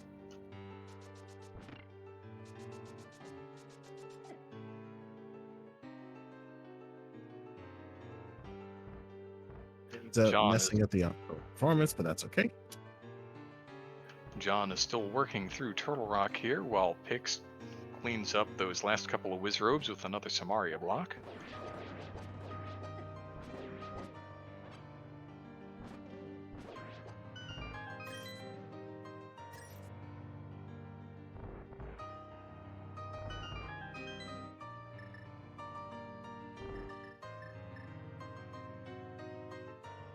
Pix is through. Torch puzzle number 1 is going to go ahead and grab the full magic up here while waiting for the chime to finish going off. If that happens to go off on the same frame that you go up these stairs, you'll despawn all of the sprites in the tower, which doesn't seem like a terrible thing until you realize that means you'll have no Moldorm 2, and thus, unless you can hover, you're not going to be clearing that gap, and it also despawns Aghanim 2 even if you can hover. And without defeating the wizard, you don't get to face off against the pig. Yeah, you'll have to mirror out of there and go ahead and redo the entirety of the gauntlet from that point on.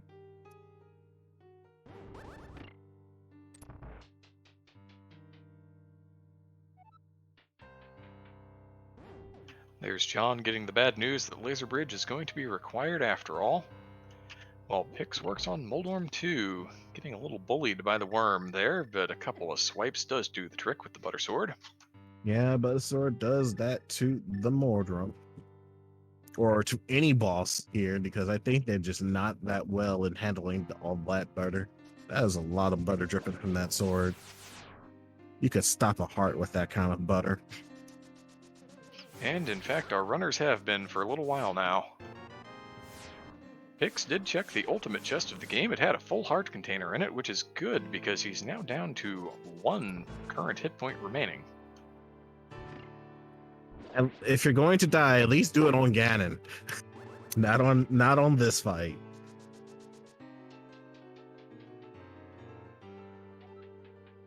Nice double there. For a moment there, I thought he was about to meet his demise at that moment.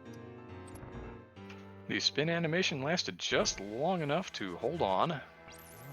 Has 2-2-1, just needs to reflect one more of these shots. Decides that discretion is the better part of valor there, is going to dodge those and wait for something a little nicer, and gets it. Meanwhile, John doing an impressive 1 cycle on Trinex and cleaning that fight up very convincingly. That's going to be his 7th crystal in hand here momentarily. Those 300 rupees unfortunately not going to do him any good. There's not really anything left in the game that he could find. He has achieved tracker percent aside from the mirror shield. We don't want mirror shield anyways. Plus we got silvers and the Butter Sword. Who needs anything else? Even red mail, for crying out loud, and half magic. You're beelining to that Ganon's tower. Speaking of Ganon, we got Pix doing the 2nd phase of Ganon with the cape, making great use of the half magic there, and gonna keep slashing away. Gonna make sure he lines himself up enough to the point to get a good first whack on the 3rd phase. Butter Sword doing the work that you expect Butter Sword to do, a nice 1-in-1. And Pix is 1 hit away from being through phase 3. There it is. Did you find the arrows in Eastern Palace? Says Ganon. Well, no, Ganon. No, he didn't. I was gonna say mess up's torch glitch, but at this point you don't really need it, especially since you got half magic. I'm pretty sure you have a blue potion tucked away, right? Yeah. Still, you do have to actually. I would use the lanterns at this point instead of the fire rod if that's the case. Oh, taking a fall there. Unfortunate. That is going to be a fight restart And at that point, we don't know how Ganon will teleport now in the third phase. So thankfully, there should be a fairy right at this tree here that you can just bonk to get. But I would like to think you should go ahead and acquire a little bit more magic before doing this fight again, or attempting this fight. That seems like a reasonable play to me, but it looks like Pix is going to go ahead and get right back at it. While John is going to discover his big key to Ganon's tower right now.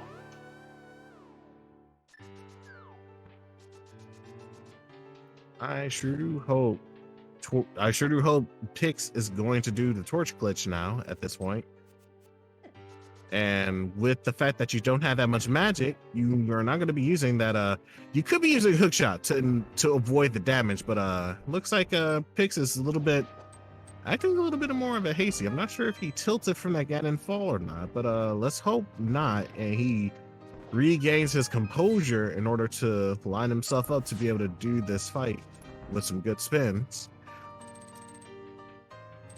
And he is in danger here, just a little bit on those 2 hearts. Any fire bat, any damage that he takes here is going to do at least 2 hearts to him. Of course, hugging the pig will do more than that.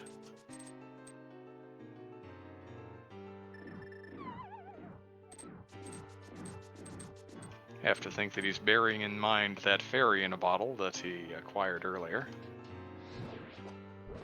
Okay, he did get torch glitch, and he's gonna refill all the magic right now. I would be switching into the fire rod though, because that was probably the last blue potion that they had. At least in my personal opinion. It looks like Pix is going to be very deliberate about when he uses that fire rod, setting up some very intentional triples here with the half magic ought to be okay. Ends up getting a blue Ganon instead, unfortunately. So he has to make sure he lines himself up. Thankfully, he has enough tries to do this if he paces himself this way.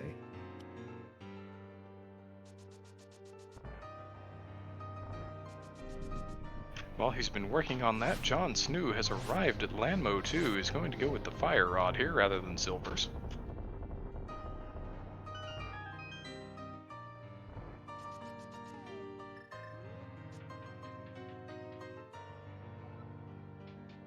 While Pix is whittling away, and there we are, 12 spins into the pig, and that pig is exploding up there in the top left-hand corner. Pix is going to stand here with that sword raised high in the air in the victory pose while the fanfare plays. Get your GGs out. Just as soon as that bridge appears, he gets to cross it.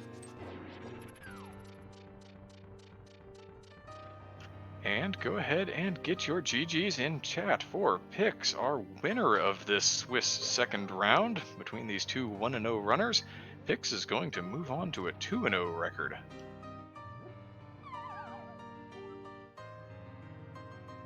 Yeah, this scene was pretty interesting. I'm not sure what the official time is for him. I'm gonna check it real quick.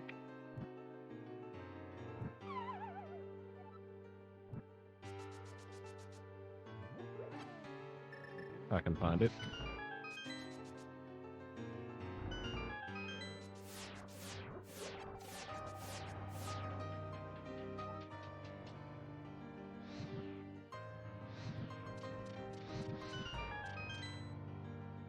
But yeah, that was a pretty interesting scene because Eastern having the bow being in the French vanilla location well, it is in the location of the dungeon, so that I guess you could say that's pretty vanilla, but it really goes to show that sometimes just dipping into one of those dungeons like that in that matter helps pay out a lot. But even if you don't, breaking that logic is also great too.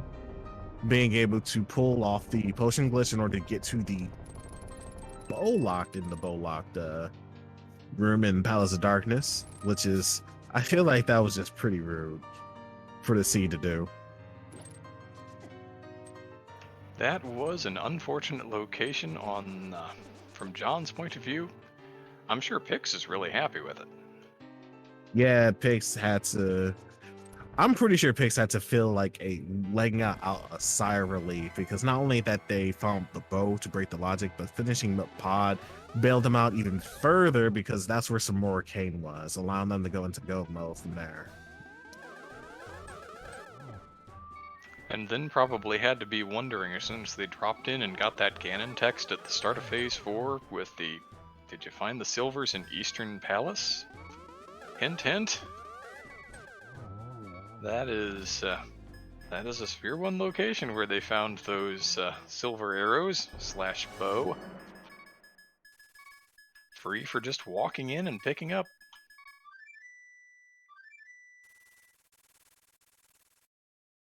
I feel like both of our brothers are going to take mental notes of prioritizing some of their locations at the very least from dealing with a seed like this, in my personal opinion, because there was some few things that they could have done without, and then there were some things they could have like took the moment to take into account. But like I said before, when I first came into this into commentating this race, nothing is guaranteed. So Rando's gonna Rando, whatever you like it or not.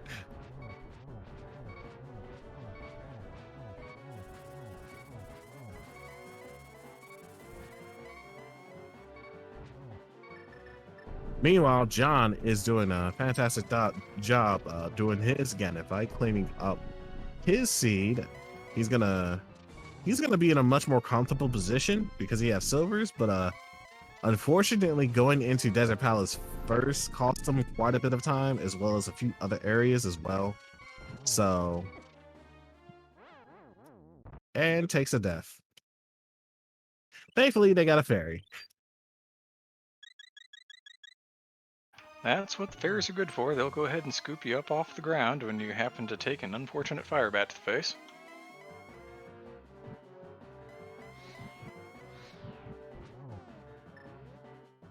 This should be a double.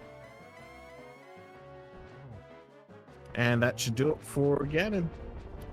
Get your GGs out for John Snuu as he crosses the bridge, who will be finishing it up this seed up with a time of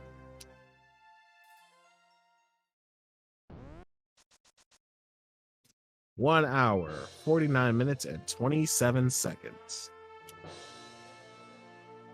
That is a good game to both of our runners. That one, when you come down to just 4 minutes right there at the end, that's a pretty close race.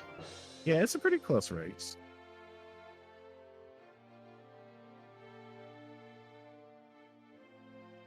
I am not sure if our runners are more inclined to join in for a interview, but I was hearing from Pix's Mentor RadicalSniper. I believe we will at least be joined by those two momentarily. Hopefully John and WindFox will be kind enough to join us as well.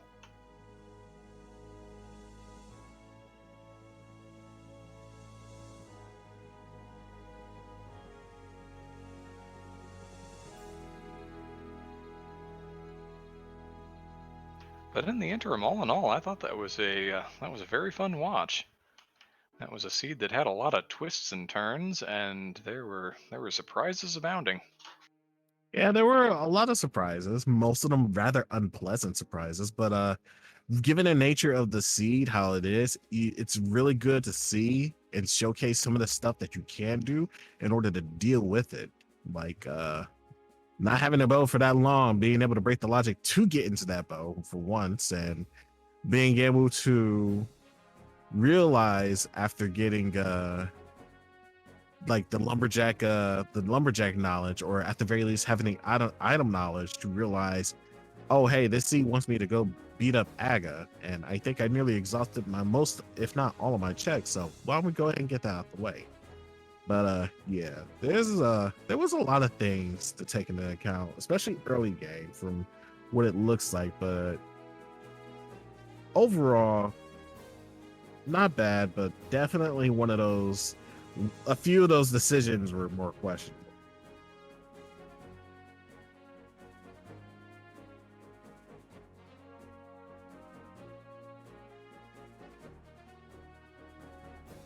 Definitely love to hear some thoughts on this seed though from our runners and mentors.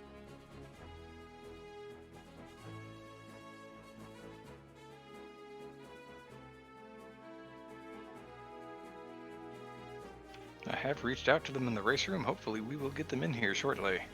Hello, hello.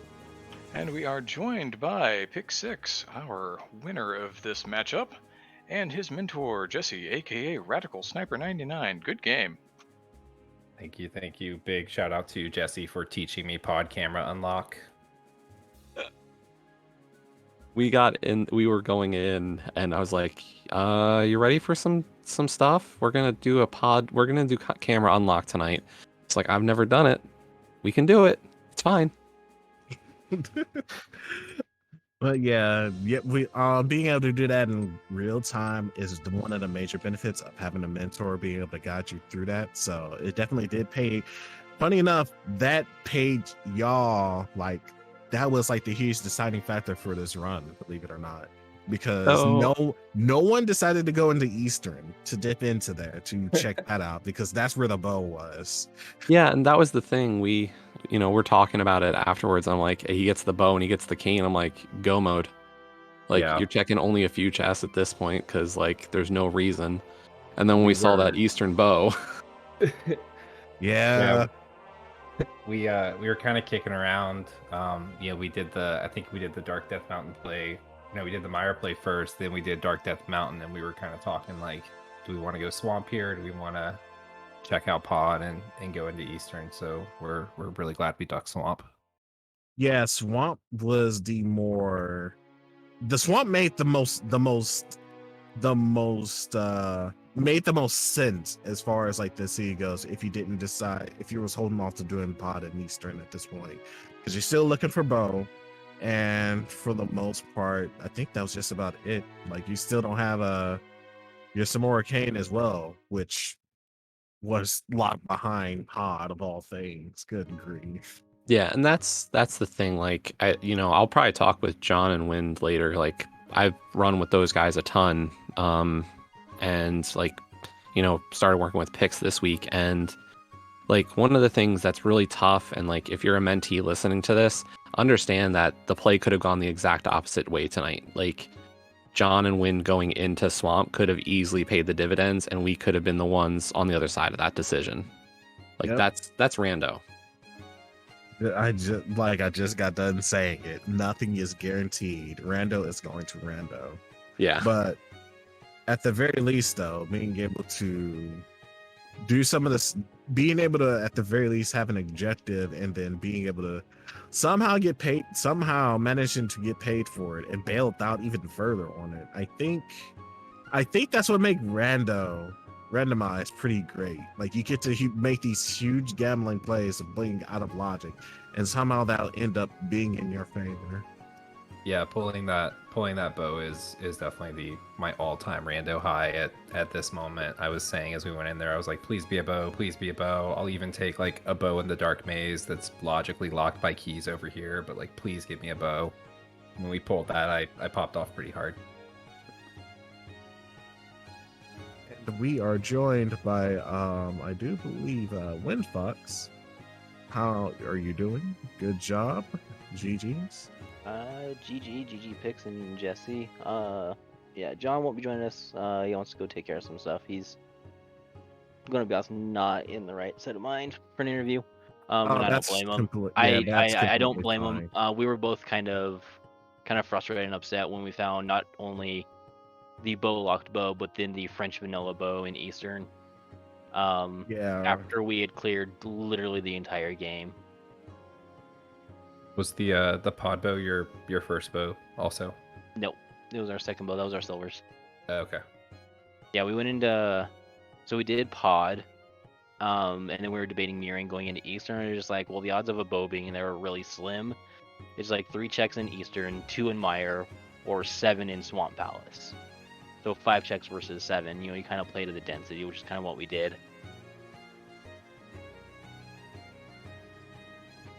Oh, hello. Oh, hello. There we go. Oh, we have gotten John right here at the turning of the tide. GG Good pick. game to you. GG's. Good job out there. GG, John. Not really a good job, but yeah. That French vanilla bow though. Yeah, that was really rough. We are not going to. I don't want to talk about it. But yeah. Mocha, you're not allowed to roll for me ever again. But at least you managed to do it under 2 hours though, and that's actually worth mentioning. Like being able to, despite the nature of how this seed was playing really rude with the item placements, especially where you have to dip it, not necessarily dip into one of the dungeons, but at the very least go into one dungeon where you date the boat, where your key item was not there or whatnot. Man, this was just a mess. The other unfortunate thing too is whenever we were in pod, we were talking about me doing mimic clip too. Yeah, like we seriously discussed and like, well, there's one item on the right side and then one item on the Landmo, or not Landmo, Helma. That's all there is left. It's like, do we want to risk, spending 30, 45 seconds on a mimic clip and it literally not go pay mode. off? And It's it not pay actually off. go Yeah, mode. yeah, because we find that bow, we go straight to Helma, get the cane, do Eastern, find silvers, and go from there. Unbelievable. See, would you actually have gone and found silvers though? Because we didn't get silvers. Yeah, your opponents did go mode Gotta right look for past big those key. silver arrows. You gotta look for big key. It was the first chest. Oh, It was that's the right. Cannonball. Oh one, yeah, we Yeah. wouldn't have got it. But I mean, it Oh, still yeah. wouldn't have mattered. I had butter at that point. Yes. Yeah, that's true. So Yeah, so Yeah. yeah. So we probably wouldn't have found silvers either. But yeah, Because nothing. Oh, Because go I ahead. think it was in the vanilla big key chest, I think, is where it was at. Yeah. okay. Yeah, there was no way we're going that far. No. There's no way we would have either. Actually, no. Silvers were bottom right, East Palace room, right below Oh. Anti Fairy room. Oh, that's right. Yeah. The second chest, the hookshot Mhm. chest. Oh, okay. Yeah, we decided it wasn't worth going out of the way. So yeah, When did you guys get the bow? That's what I'm mostly curious about. We after ice we did Mire area for a medallion check, then we did Dark Death Mountain, then we did a pod dip, and we did camera unlocked and got the bow. And Yep. then cleared pod, I knew it. got some Oh my mode. god. That's the exact Both same of you route we were- took. Yeah, both of you were in Palace of Darkness at the same time, and at that time, John had probably a good 30-second or so lead. Wow. Dang. Sudden reversal of fortune on the potion camera unlock. Yeah, because after he we debated going into Eastern as well, and we decided just to go to density. Like if we'd gone into Eastern, we would have got that bow, and we would have just been in go mode, just in different dungeons. Wait, so did you? We went Did to you guys swamp go to after swamp? pod. We went to swamp after pod. You left swamp, or you left pod to go swamp. Yeah. That was And we- kind of our last call. Was do we go swamp now or do we do a pod dip? We chose. The Yeah. pod dip. like we had been discussing the idea of doing a swamp play because it just seems so tempting on this seed, like with the fact that flippers and hook and Well, I full cleared everything it. was too early. Right, and that's the thing. Like before you and Win came in, like I had said as kind of a note about this seed, and to mentees who may have watched this or anybody, like this is rando. Okay, you're gonna make a play. Like we made a play that worked out tonight, and you going into swamp in the next seed could have been the play. Like that is just what this game does to you. Yeah, it makes you throw your controller too. That's from reference to last week. Yeah, no, I remember. Well, thankfully, there's always another round to take on later on in the weeks. This is only one game, so definitely is not the end all, the be all. So, after all this said and done, what's your final thoughts on this race? I hate Eastern. I hope it was fun to watch. I have to go change my pants after that Ganon fall. You fell on Ganon too? Dang, man. You got there Yeah. early. I went for I missed Torch Glitch because I was like freaking out about they were in Eastern the whole time, and then whiffed on Torch Glitch and did a bad spin and fell off, and I was like, well, that's the race. Oh, no, it ain't. It ain't never the race Yeah. until your opponent says hits that green button, dude. That's what I was telling you. Yeah, never punch out punch out them before at least before the other person finish. Like I it come can from go fighting games, either dude. way. Yeah. I come from fighting games. If I still have a health bar left, I'm fighting. Just gotta believe. That is I do believe that was definitely an Evo moment that definitely transcribed that situation. It's never over until you see that the words KO in this point. You shook off that Ganon fall and still finished, dude. Good shit. Yeah, it was pretty stressful. I think I'm gonna be up for for a little while after this. Got a lot of adrenaline going. Yeah, good So, stuff, man. Just a good little stuff. bit wired, yeah. How about our mentors? Do you have any final words of wisdom for us? I hope that what happened was fun for everybody tonight. Thanks Comms and Tracker and our Restreamer. Hopefully everybody got to learn a bit about doing all that stuff tonight, and keep working hard. Pix and I did some practice earlier this week, and like he put in the time after our first like meeting, and it showed. That's something to write home about. Oh, I do believe that is all the questions I have, unless you have something. No, I think we're good to go ahead and start wrapping this thing up. I will say, John, Pix, thank you for agreeing to be restreamed here. Jesse and WindFox, thanks for being the ones over their shoulder, providing a little counsel and maybe a steadying hand in some cases. Our tracker today has been Mocha Jones 10, our restreamer -27. Our original co-com tonight was supposed to be morgcl. There were some unfortunate technical difficulties there. Hopefully we'll get those sorted out and we'll hear his mellifluous tones here in the near future. But Esper Hub decided to come in with the save to be my co-com. I am miendiem, and this has been a Go Mode podcast presentation of the Mentor 2021 tournament. This is the second round of the Swiss. There are still a few more of these to go. If you wish to look at more speed running action of this caliber, do go ahead and stay tuned. Take a look at GoMo Podcast website to look at the scheduling for each of these races.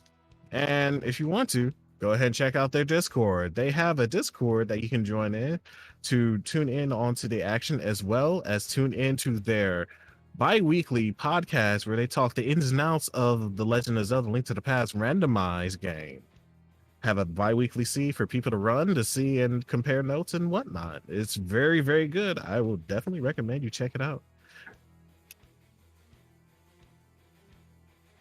And with that, I'll say thank you, everybody, for having given us a couple of hours of your time here this evening. I do hope you were all entertained, but I think it is just about time to close this thing down. Thank yous all around once again, and have a good night, everybody.